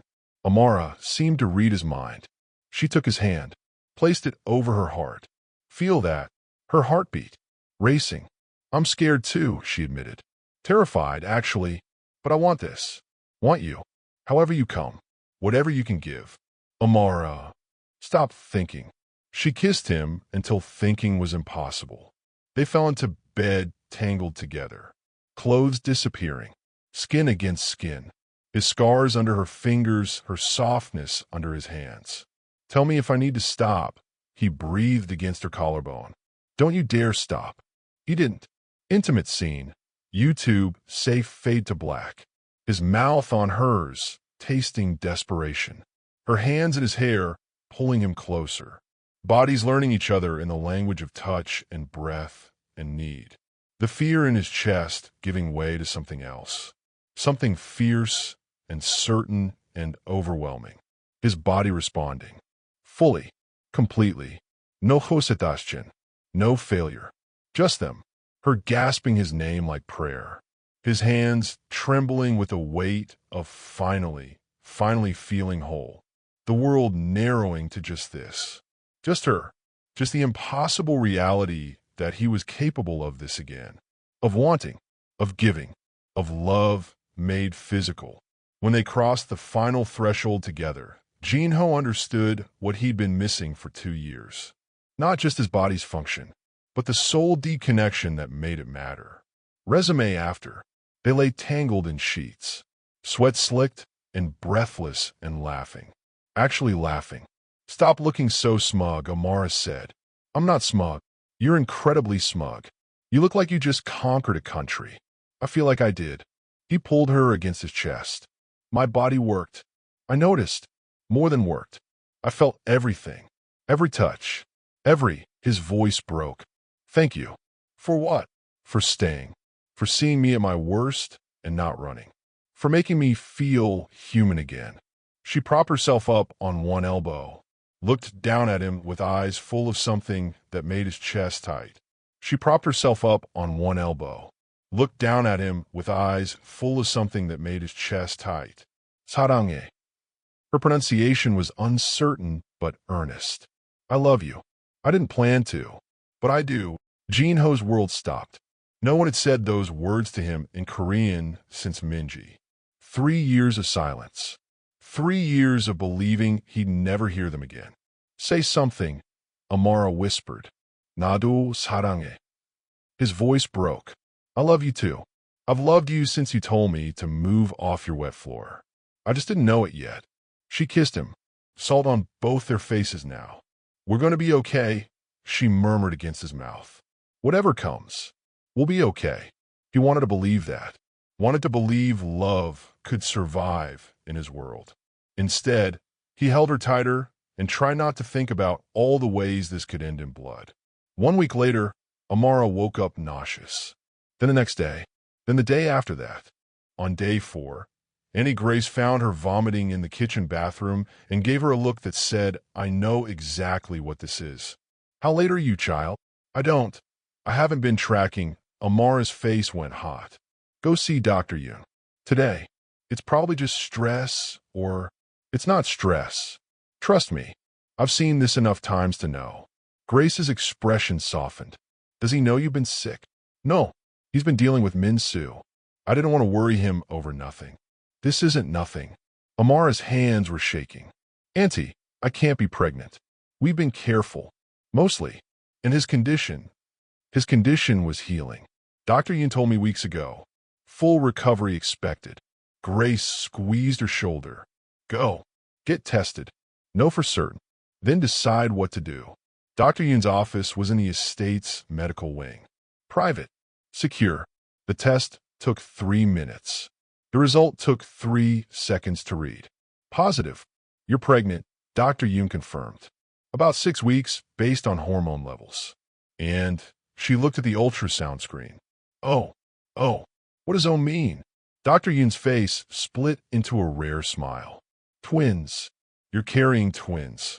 The room tilted. Amara sat down before she fell down. Twins. She was pregnant with Jinho Kang's twins. The man who'd believed he could never have children. The man whose enemies would kill for this leverage. The man she loved more than breathing. Ms. O say. Dr. Yoon's voice was gentle. Are you all right? I don't know. Amara's hands found her stomach. Flat still. Nothing to show. But inside, 2 lies were beginning. Does Jinho know you were coming here? No. Are you going to tell him? Amara looked at the ultrasound screen. 2 tiny clusters of cells. Barely visible. Already changing everything. I don't know, she whispered. Because telling Jinho meant making this real. And making this real meant painting targets on 3 backs instead of 1. She didn't tell him that day. Or the next. Or the day after that. She carried the secret like lead weight. Touched her stomach when he wasn't looking. Tried to imagine a world where they could have this. Where children didn't become leverage. Where love didn't get you killed. Failed. On day 6, Dae-young found her in the garden. You're pregnant. Amara's blood went cold. How did you? Dr. Yoon is thorough. She flagged the test results. Protocol for anyone in Jinho's household. He adjusted his glasses. Studied her. Does he know? No. Are you going to tell him? I don't know. You should. Dae-young's voice was strange. Flat. He'd want to know. He'd be happy. Would he? Or would he lock me in a tower and assign 50 guards because I'm carrying his heirs? Both probably. Despite everything, Amara almost smiled. Then Dae-young's expression shifted. You need to tell him soon. Min Soo is escalating. We've intercepted communications suggesting he's planning something. If he finds out about the pregnancy before Jinho does. I know. Amara's hands found her stomach. Protective already. I'll tell him. Tonight. Good. Dae-young turned to leave. Wait. Amara's voice stopped him. Why do you care? Whether I tell him or not. Because Jin-ho deserves happiness. He spent 3 years in hell. And you. Dae-young's voice cracked slightly. You make him happy. The pregnancy will too. He deserves to know. He walked away before she could respond. Amara stood alone in the garden and tried to ignore the feeling that something was very, very wrong. That evening, she found Jin-ho in his study. We need to talk. He looked up from his laptop, saw her expression, closed the screen immediately. What's wrong? Nothing's wrong. Maybe. I don't know. She was babbling. She never babbled. Can we sit? They moved to the couch. He took her hands. You're scaring me, Jagia. The endearment nearly broke her. I'm pregnant. Silence. Jin-ho's face went blank, completely expressionless. For 10 seconds, he didn't move. Then, say that again. I'm pregnant. 6 weeks. Twins. His hands tightened on hers. Twins. Yes. You're sure? Dr. Yoon confirmed it. I saw the ultrasound. 2 heartbeats. 2. Her voice broke. 2 babies. Jin-ho stood, walked to the window, stared out at nothing. Amara's heart was trying to break through her ribs. Say something, she whispered. Please. He turned. His face was wet. I thought I'd never. He couldn't finish. Crossed to her in 3 strides. Dropped to his knees in front of the couch. His hands found her stomach. Twins. Are you happy? Or terrified? Or both? All of it. Everything. He looked up at her, eyes shining. Uri aidu. Our children. You're carrying our children. I know it's complicated. I know it makes us vulnerable. I know your enemies. I don't care. His voice was fierce. Final. I don't care what it costs. What I have to do. Who I have to destroy. You're mine. They're mine. And I will burn this entire city down before I let anyone hurt you. She believed him. We need to be smart about this, she said. We need to. The window exploded. Glass everywhere. Gunfire. Shouting. Jin-ho covered her body with his. Pulled her to the floor. Stay down. More shots. The door burst open. His men flooding in. Dae-young shouting orders. They breached the south wall. How many? At least 15. Professional. Minsue's signature. Jin-ho's face went cold. The paper tiger returning. Get her to the safe room. Now. No. Amara started. Now. He looked at her. Eyes desperate. Please. Our children. Please. She nodded. Dae-young pulled her toward the hidden panel. The safe room. Steel walls. No windows. No way out. Before the panel closed, she saw Jin-ho pick up a gun. Saw him walk toward the gunfire like death incarnate. Saw the man she loved disappear into violence. The panel sealed shut. Amara was alone in darkness. Hands on her stomach, protecting the 2 lives that had just made her the most valuable target in Seoul. The safe room was silent as a tomb. Amara counted her breaths, listened to muffled gunfire above. Try not to imagine Jin-ho bleeding out while she hid. 20 minutes felt like 20 hours. Then the panel opened. Jin-ho stood there, blood on his shirt. Not his, she hoped. His eyes wild. Are you hurt? No. The babies. I'm fine. We're fine. She threw herself into his arms. Are you hurt? Scratches. He held her so tight she could barely breathe. They're gone. We killed 3. The rest retreated. Why did they attack? To send a message. His jaw was granite. Someone told them about the pregnancy. Her blood turned to ice. That's impossible. Only Dr. Yoon knew. And Dae-young. And now Min-soo. Jin-ho pulled back. Looked at her stomach like he could see through skin. You're not safe here anymore. What are you saying? I'm saying you need to leave. Tonight. Dr. Yoon has a safe location. Remote. Secure. My men will protect you until... Until what? Until you handle Min-soo? Until the war is over? Until our babies are born? She gripped his face. I'm not leaving you. You don't have a choice. I always have a choice. You taught me that. Amara, please. No. Her voice was steel. We do this together or not at all. His control cracked. They'll kill you. They'll take our children and kill you and use them as leverage, and I can't. I can't watch that happen. Then don't watch. Fight. Keep us safe by ending this. Not by sending me away. You don't understand what you're asking. I understand perfectly.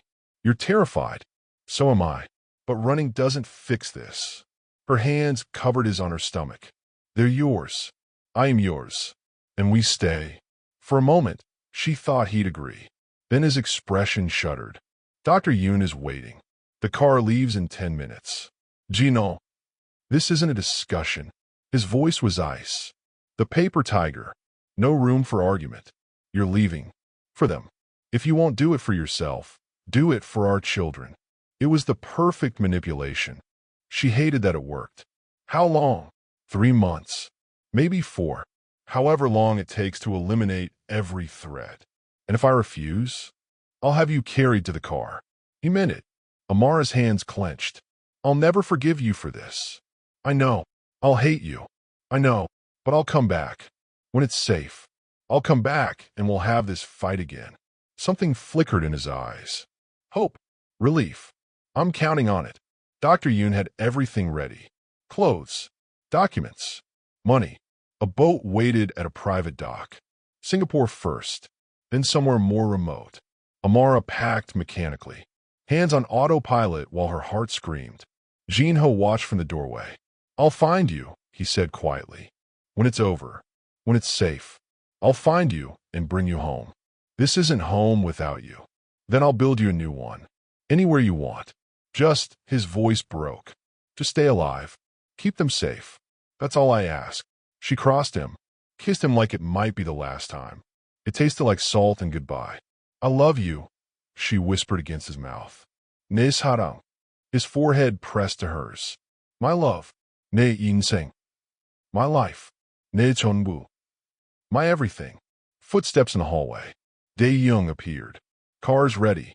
Jinho's arms tightened around her. One more second. One more breath. Then he let go. Amara walked toward the door on legs that barely worked. Paused at the threshold. Gino? Yes. Find me fast. Our children should know their father. I'll burn down the world to get back to you. She believed him. The car ride was silent. Dr. Yoon beside her. 2 guards in front. Dae-young following in his second vehicle. They took back roads. Avoided cameras. Professional extraction. Amara watched Seoul disappear through tinted windows. The city lights. The mountains. Everything Jinho had shown her. Everything she was leaving behind. Her hand found her stomach. It's for them, Dr. Yoon said softly. He's doing this for them. I know. Amara's throat was tight. Doesn't make it easier. Love never is. Especially love like yours. They drove for 2 hours. The private dock was quiet. Isolated. A speedboat waited in darkness. Dae-young helped her aboard. His face unreadable behind those wire-rimmed glasses. Take care of him, Amara said. Don't let him do anything stupid. I'll try. And Dae-young. She caught his arm. Thank you.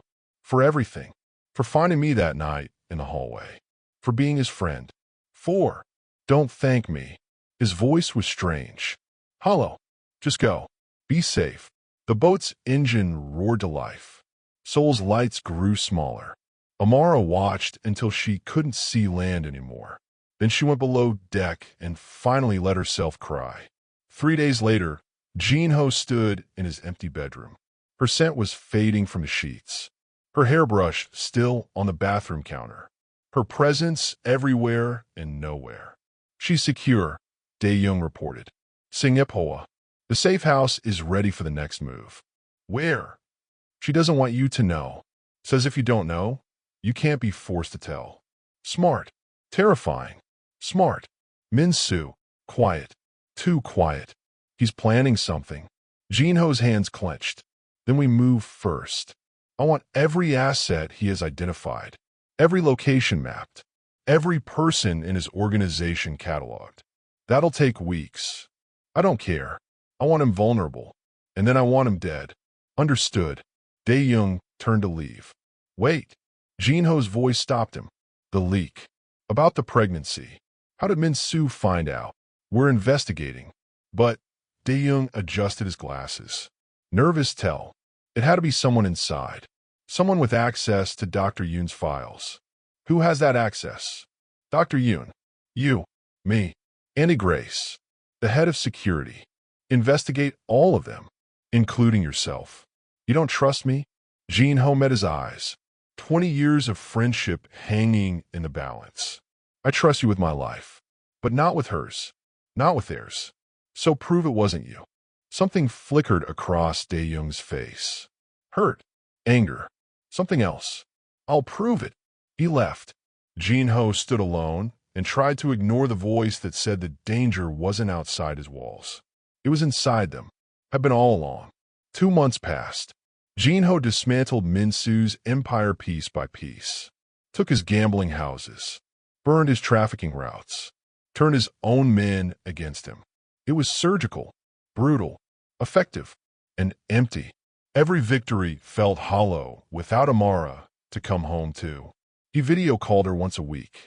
Watched her stomach grow. Saw their children move under her skin. They're active, she'd say, smiling through the screen. Especially at night.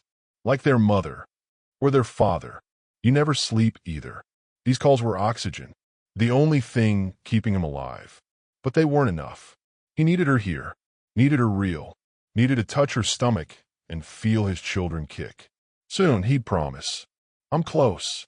Min-soo's down to 2 locations. When those fall, I'm coming for you. I'm counting the days. So am I. Then week 9 came. And Amara disappeared. Jinho got the call at 3 a.m. Dr. Yoon's voice. Panicked. Wrong. She's gone. What do you mean gone? The safe house. She left a note.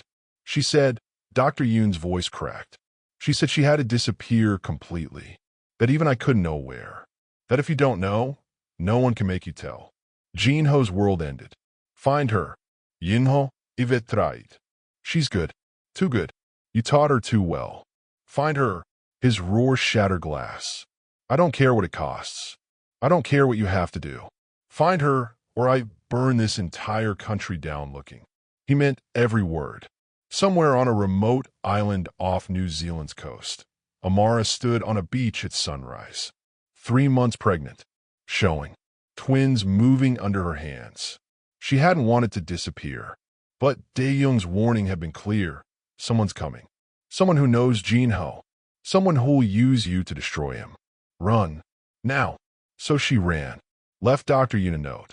Vanished into networks even Jinho couldn't trace. She touched her stomach. Whispered to the lives growing inside her. Your father will find us. I promise. He'll tear the world apart looking. She believed it. She just prayed he'd find them before his enemies did. 2 months of searching. 2 months of burning through contacts, resources, and sanity. Jinho dismantled Min-soo's empire with surgical precision. Took his gambling houses. Destroyed his trafficking routes. Turned his lieutenants into corpses or informants. Min-soo himself died on a Tuesday. Slow. Painful. Begging. Jinho felt nothing. Because none of it brought Amara back. She'd vanished like smoke. No digital footprint. No financial trail. No weaknesses. Dr. Yoon swore she didn't know where Amara had gone. Jinho believed her. The terror in her eyes was too real. Someone else knew. Someone had to know. Week 9. Jinho stopped sleeping entirely. He stood in his bedroom at 3 a.m. staring at the empty bed. Her scent was completely gone from the sheets now. He'd forbidden anyone from washing them for 2 months. Pathetic. Desperate. He didn't care. His phone buzzed. Dae-young. We found something. You need to see this. What? Not over the phone. My office. Now. Jinho was there in 3 minutes. Dae-young sat behind his desk. Face pale. Hands shaking slightly. What did you find? I've been going through old security footage. From the night of the assassination attempt. Looking for anything we missed. Dae-young wouldn't meet his eyes. I found her. Who? Amara. On camera. 20 minutes before you were attacked. She wasn't supposed to be in that hallway. Her shift ended an hour earlier. Jinho's blood went cold. What are you saying? I'm saying someone positioned her there. Someone who knew exactly when and where you'd be attacked. Someone who made sure she'd be the one to find you. Who? Dae-young finally looked up. His eyes were wet behind his glasses. Nah. Me. The word hung in the air like a death sentence. Jinho went very still. The kind of still that preceded violence. Explain. Now, I need to show you something first. Dae-young stood, moved to a safe hidden behind a bookshelf, opened it with shaking hands. Inside, journals. Dozens of them. 20 years of neat handwriting. He pulled out 3, set them on the desk. Read. Jinho opened the first one, dated 15 years ago, June 3rd. He saved my life today. Took 3 bullets meant for me. Didn't even hesitate. I've never seen anything so beautiful. I think I'm in love with him. I think I've always been in love with him. His stomach turned. Keisuke. Keep reading. Jinho flipped pages. Each entry worse than the last. I killed the man who tried to hurt him today. Jinho doesn't know. He'll never know. I'd kill 1,000 men for him. He mentioned her again. Minji. The way he says her name makes me want to die. I found evidence today. Her brakes were cut. Murder, not accident. I should tell him. I won't. Maybe without her, he'll finally see me. Jinho's hands started shaking. Tell me you didn't. I didn't kill her. I swear. But I found out who did, and I buried it. Because Dae-young's voice cracked. Because I loved you. Because I thought if she was gone, maybe you'd. Jinho was across the desk before conscious thought. Had Dae-young by the throat. Slammed him against the wall. Who killed her? Her ex-husband. He's dead now. Car accident 3 years ago. Real one this time. You let him live for 3 years. You let me grieve thinking it was my fault when you knew. I'm sorry. Sorry? Jinho's laugh was broken. Wrong. You're sorry? You manipulated my entire life. You positioned Amara in that hallway. You. His grip tightened. The assassination attempt. That was you too, wasn't it? Dae-young didn't answer. Didn't need to. The truth was written all over his face. Oh God. Jinho released him. Step back. You orchestrated my attempted murder. You nearly killed me. You made sure she'd be the one to save me. You engineered everything. I gave you her. Dae-young's voice broke. I found the perfect woman for you. I knew you'd fall for someone who stayed when everyone else ran. I created your love story. You created a nightmare. You let Minji's killer walk free. You nearly got me killed. You. Jinho's mind was racing. The medical leak. The attack on the estate. Minsu knowing about the pregnancy. I didn't mean for it to go that far. I just wanted to make you vulnerable enough to need me. To realize I was the constant. I was the one who stayed. Where is she? I don't know. I swear I don't know. I told her to run that night because I realized. Dae-young's face crumbled. I realized I'd gone too far. That I was going to get her killed. That loving you had made me a monster. Jinho stared at the man he'd called brother for 20 years. Saw a stranger. Saw 15 years of obsession hidden behind loyalty. Saw the architect of every pain he'd suffered since Minji died. Get out. Hung. Get out. Jinho's roar shattered glass. Take nothing. Go nowhere I'll ever see you again. If I lay eyes on you after tonight, I'll kill you. Slowly. Do you understand? Dae-young nodded, tears streaming down his face. 사랑했어. I loved you. That wasn't love. That was possession. That was sickness. Jinho's voice was dead. Love doesn't bury murder evidence. Love doesn't orchestrate assassination attempts. Love doesn't manipulate and lie and destroy. I know. I'm sorry. If you're sorry, you'll tell me one thing before you disappear forever. Anything. The journals. Is there anything in them about where she might go? Anything she mentioned? Anywhere she felt safe?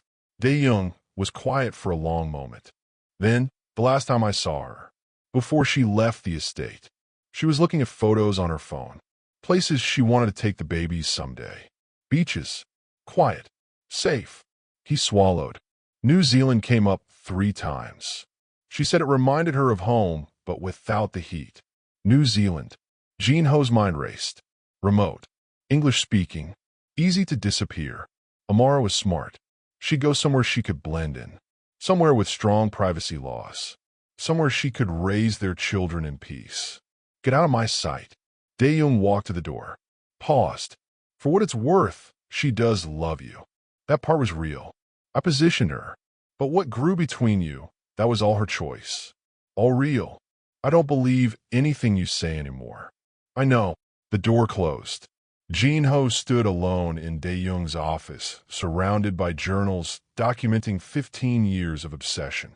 His best friend had been in love with him, had orchestrated Minji's cover-up, had engineered the assassination attempt, had positioned Amara to save him, had created their entire love story as manipulation. Except it wasn't manipulation. Not on Amara's side. She'd chosen to stay, chosen to love him, chosen to carry his children. That was real. That had to be real. Jean Ho pulled out his phone, called his pilot. Fuel the jet. We're going to New Zealand. Now. 12 hours later, Jean Ho landed in Auckland. He had 3 investigators on the ground within an hour. Private. Discreet. The best money could buy. I'm looking for a pregnant woman. Ghanaian. 27. Approximately 4 months along. Probably using a false name. Probably somewhere remote. Island or coastal. Renting, not buying. It took 4 days. 4 days of checking every rental property on every remote island and coastline. Then, we found her, sir. Great Barrier Island. Small cottage. Registered under the name Grace Osei. Her mother's name, and Annie Grace. Smart. His Amara was so smart. Don't approach. Just confirm she's there and safe. Already confirmed, sir. She's there. Alone. Appears healthy. Jean Ho could breathe for the first time in 2 months. She was alive. She was safe. She was 4 months pregnant with his children, and he was going to see her again. He took a helicopter at dawn. The flight over water felt endless. Every minute an eternity. Then, a small island. Green. Quiet. Perfect. A cottage on a cliff overlooking the ocean. And standing on the beach below, Amara, 4 months pregnant, showing, her hand on her stomach, hair blowing in the wind. The most beautiful thing he'd ever seen. The helicopter descended. She looked up. Her hand flew to her mouth. Jean Ho was out before the skids touched sand, running toward her. She ran too. They collided in the surf, arms around each other, both crying, both laughing, both shaking. Chajaso. I found you. Ah, so. You came. His hands found her face, her shoulders, her stomach where their children grew. Real. Alive. His. I burned all down, he said. Min Su is dead. Every threat eliminated. Every enemy buried. It's safe now. It's Dae-young. Jean Ho's face went dark. Gone. Exiled. He won't hurt you. He won't hurt anyone ever again. What did he do? Everything. His voice broke. He orchestrated everything. Minji's cover-up. The assassination. Us. All of it. Her eyes widened. Uri? Us? He positioned you in that hallway. Made sure you'd save me. Engineered our meeting. Jean Ho's hands were shaking. But what happened after, what we became, that was real. Kurochi. Right?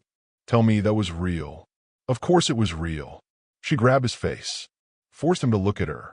He put me there. But I chose to stay. I chose to fall in love with you.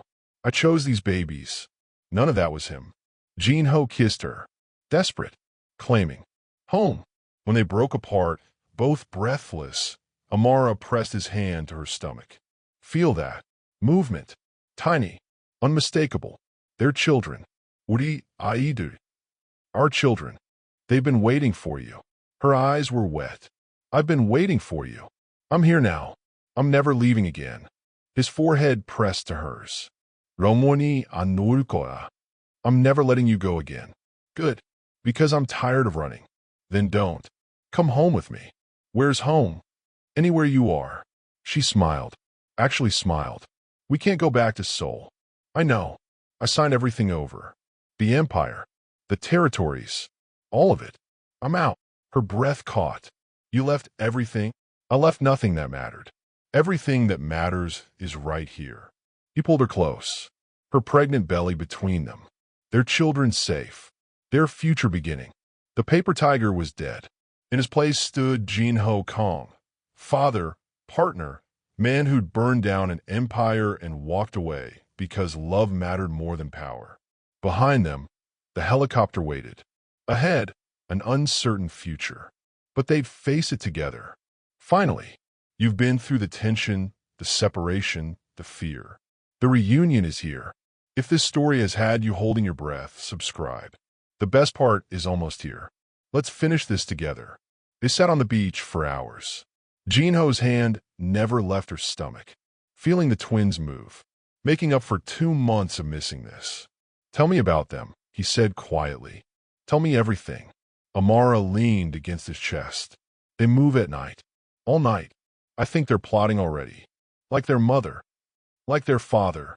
She placed his hand where the movement was strongest. That's baby A. More active. Stronger kicks. Dr. Yoon said probably a boy. And baby B? Quieter. But when baby A gets too rowdy, baby B kicks back. Puts the sibling in place. Jin-ho's Maid actually smiled. Already protecting each other. Just like you'll protect them. Rongwoni. Forever. They watched the sun move across the sky. No empire to run. No enemies to destroy. No masks to wear. Just them. I named them, Amara said softly. In my head, while I was alone, I know we should choose together, but tell me, Kofi, for my father. He died before I was born, but my mother said he was brave. Strong. She swallowed. And Minji, for the woman you loved. The one you lost. Jin-ho's breath stopped. If that's too painful, we can. It's perfect. His voice broke. Kudurun wanbyeokki. They're perfect. You're perfect. Amara turned in his arms. Studied his face. You look different. Ow. Lighter. Like you put something down. I did. Everything I was carrying that wasn't you. She kissed him. Soft. Slow. Tasting like salt air and second chances. When they broke apart, Jin-ho's expression shifted. Darkened. There's something else. About Dae-young. Something you need to know before. The sound of a second helicopter cut through the air.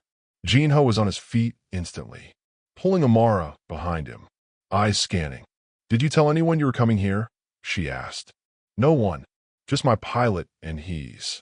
The helicopter landed 50 yards down the beach. One person climbed out. Dae-young. Jin-ho's entire body went rigid. Stay behind me. Jin-ho. I said stay behind me. Dae-young walked toward them. Hands visible. Empty. No weapons. But the biggest threat Dae-young posed had never been physical. I told you to disappear, Jin-ho said. His voice was ice. I told you if I saw you again, I'd kill you. I know. Dae-young stopped 10 feet away. But you deserve the whole truth. She deserves it. Before you build a life on a foundation I poisoned. We know enough. You manipulated everything. You orchestrated. Minji's murder wasn't just covered up. Dae-young's voice was hollow. I could have stopped it. The world tilted. What? Her ex-husband. Park Min-woo. He came to me 3 days before he cut her brakes. Asked if I thought Jin-ho would retaliate if something happened to her. If you'd go to war over a woman. Jin-ho couldn't breathe. I told him no. I told him you cared about her, but not enough to risk the empire. I told him, Dae-young's voice cracked. I told him you'd grieve, but you'd move on. That women were replaceable to men like us. You knew. Jin-ho's hands were shaking. You knew he was going to kill her, and you didn't warn me. Didn't warn her. You let happen. I thought. Dae-young couldn't finish. You thought what? That I'd come crying to you? That I'd need you? That her death would make me yours? Yes. The word was barely audible. 사랑했어. I loved you. I've loved you since we were 19. Since you saved my life. And I thought if she was gone, maybe you'd see me. Maybe you'd. Jin-ho moved. Crossed the distance in 2 strides. His fist connected with Dae-young's face. Bone crunched. Blood sprayed. Dae-young went down. Didn't fight back. Didn't defend himself. Jinho hit him again, and again, and again. Years of rage, years of grief, years of loving a woman who died because his best friend wanted to own him. Jinho, 멈춰.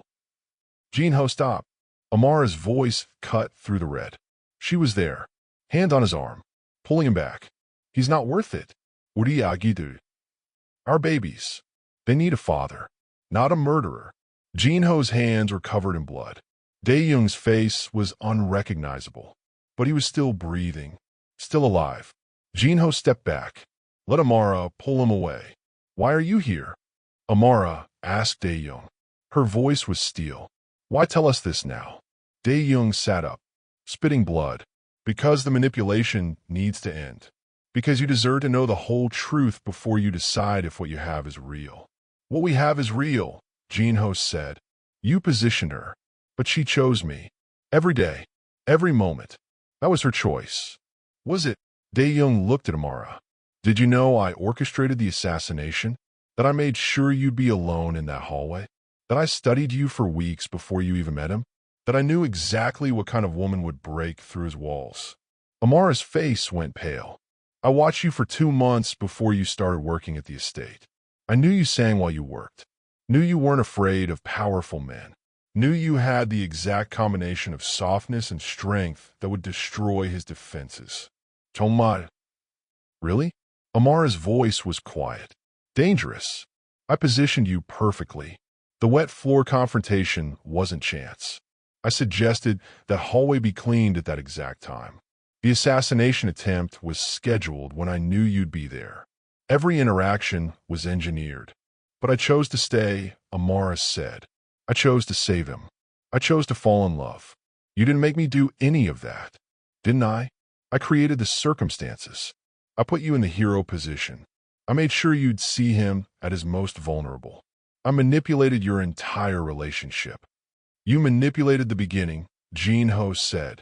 But every moment after I woke up in that bed, every conversation, every kiss, every choice, that was us. That was real. How do you know? Dae-young's voice was broken. How do you know what's real when it's all built on lies? Amara stepped forward, stood over Dae-young's bloody form. I know because I chose him every day, even when I could have run, even when it would have been safer, even when you told me to disappear. Her hand found her stomach. These babies are real. This love is real. And nothing you did changes that. 내가 미안해. I'm sorry. Dae-young was crying now. I'm so sorry. For Minji. For the manipulation. For everything. I loved him, and it made me a monster. That wasn't love, Jinho said quietly. Love doesn't manipulate. Love doesn't let people die. Love doesn't orchestrate violence and call it devotion. I know. Dae-young struggled to his feet. That's why I came. To tell you everything. So you could decide with full truth whether this is worth keeping. He pulled something from his pocket. An envelope. Everything. Every piece of evidence. Minji's murder. Min Woo's confession before he died. The journals. The plans. All of it. He held it out. Do whatever you want with it. Turn me in. Kill me. I don't care anymore. Jinho took the envelope. Didn't open it. Leave Korea. Leave Asia. Disappear so completely I never have to know you existed. His voice was flat. Final. If I ever see you again, I'll finish what I started today. Do you understand? Dae-young nodded. 너를 사랑했어. I loved you.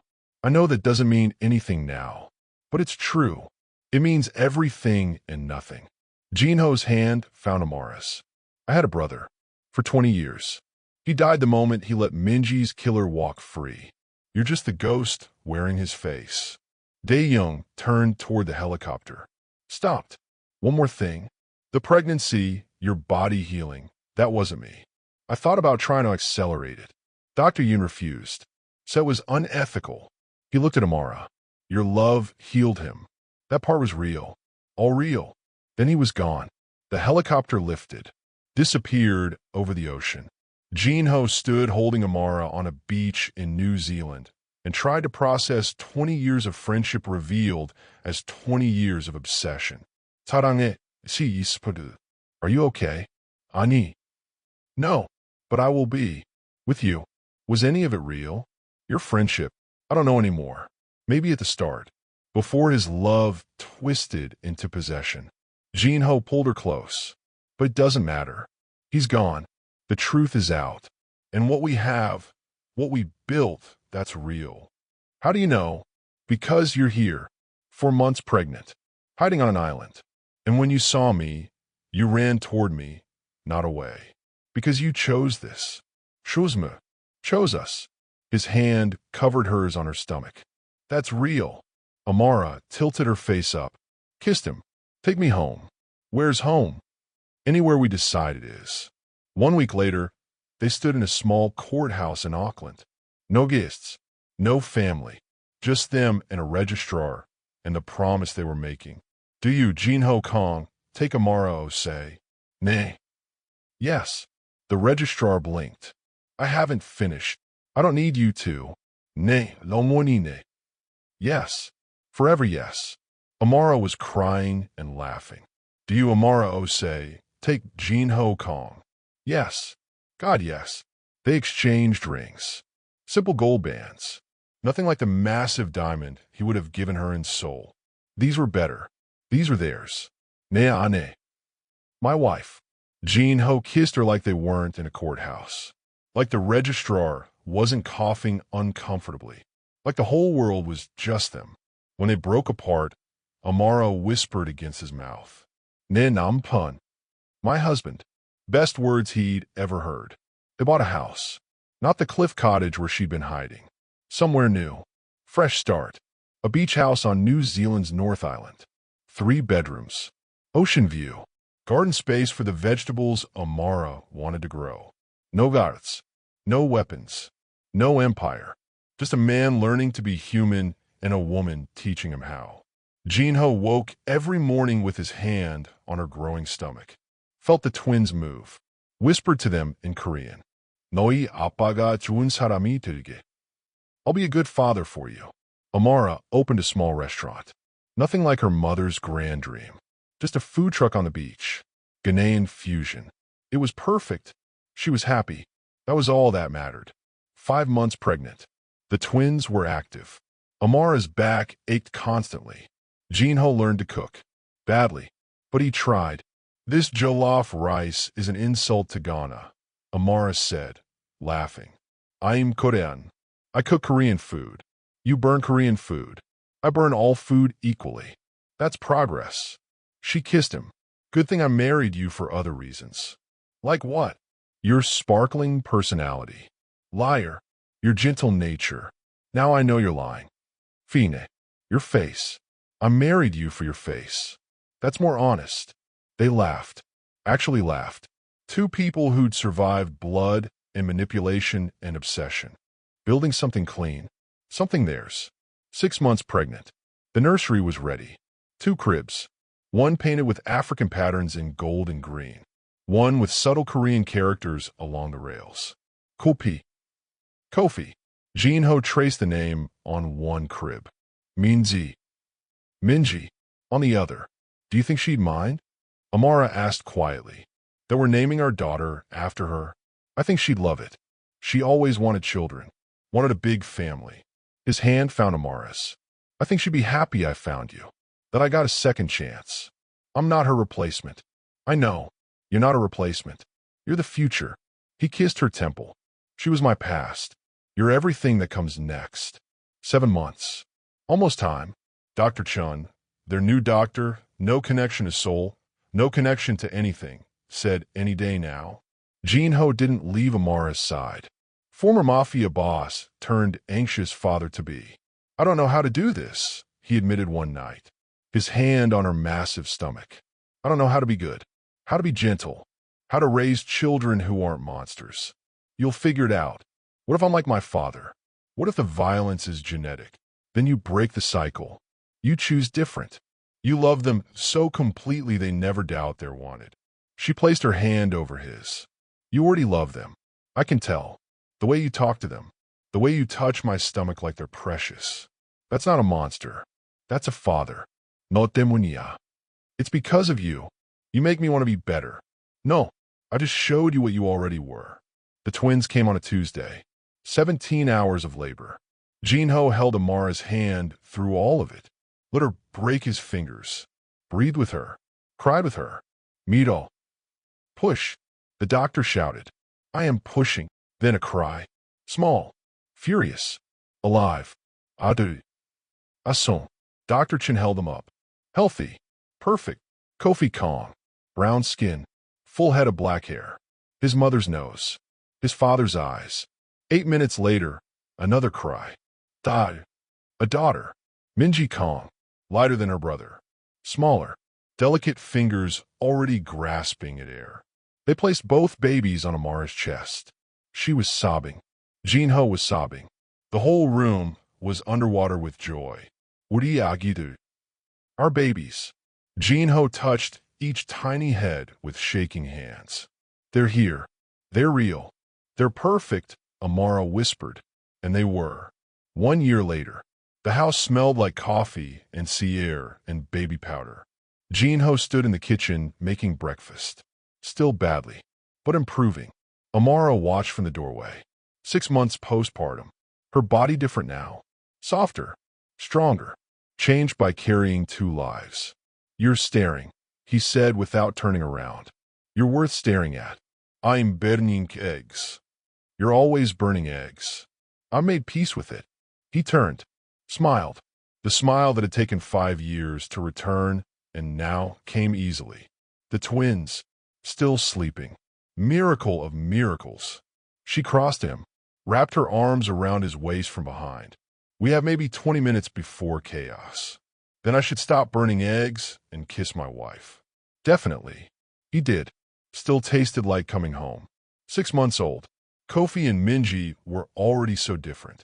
Kofi was loud, demanding. When he wanted something, the whole island knew.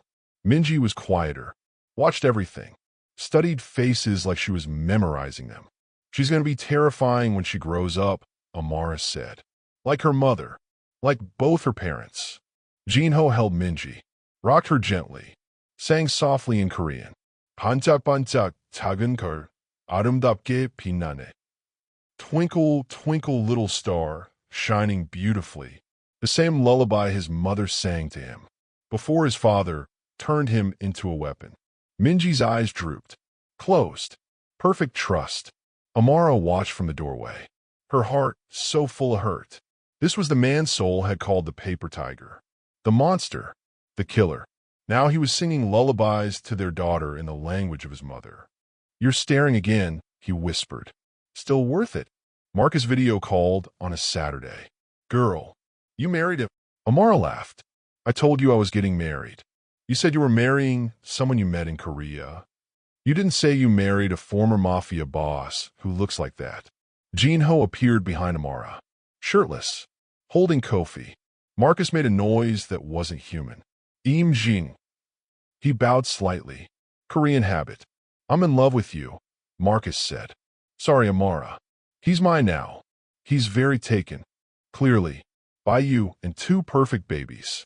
How is this your life? Amara looked around the kitchen. At Jinho making silly faces at Kofi. At Minji sleeping in her bassinet. At the ocean view and the food truck and the simple, quiet, perfect life they'd built. I have no idea, she said honestly. But I'm keeping it. The restaurant, Amara's food truck, was thriving. Lines down the beach every day. Tourists and locals. Everyone wanted her jollof rice and kelaweel and the Korean Ghanaian fusion dishes she invented. Jinho helped. Washed dishes. Managed money. Handled difficult customers with a smile that made them very polite very quickly. You enjoy this, Amara said one day. Enjoy what? Being normal. Being just Jinho instead of the paper tiger. I'm not just Jinho. I'm your husband. Father of our children. Terrible cook, but decent dishwasher. He pulled her close. That's more than I ever thought I'd be. Do you miss it? The power. He looked at the ocean. At their house on the hill. At the life they'd built from ashes.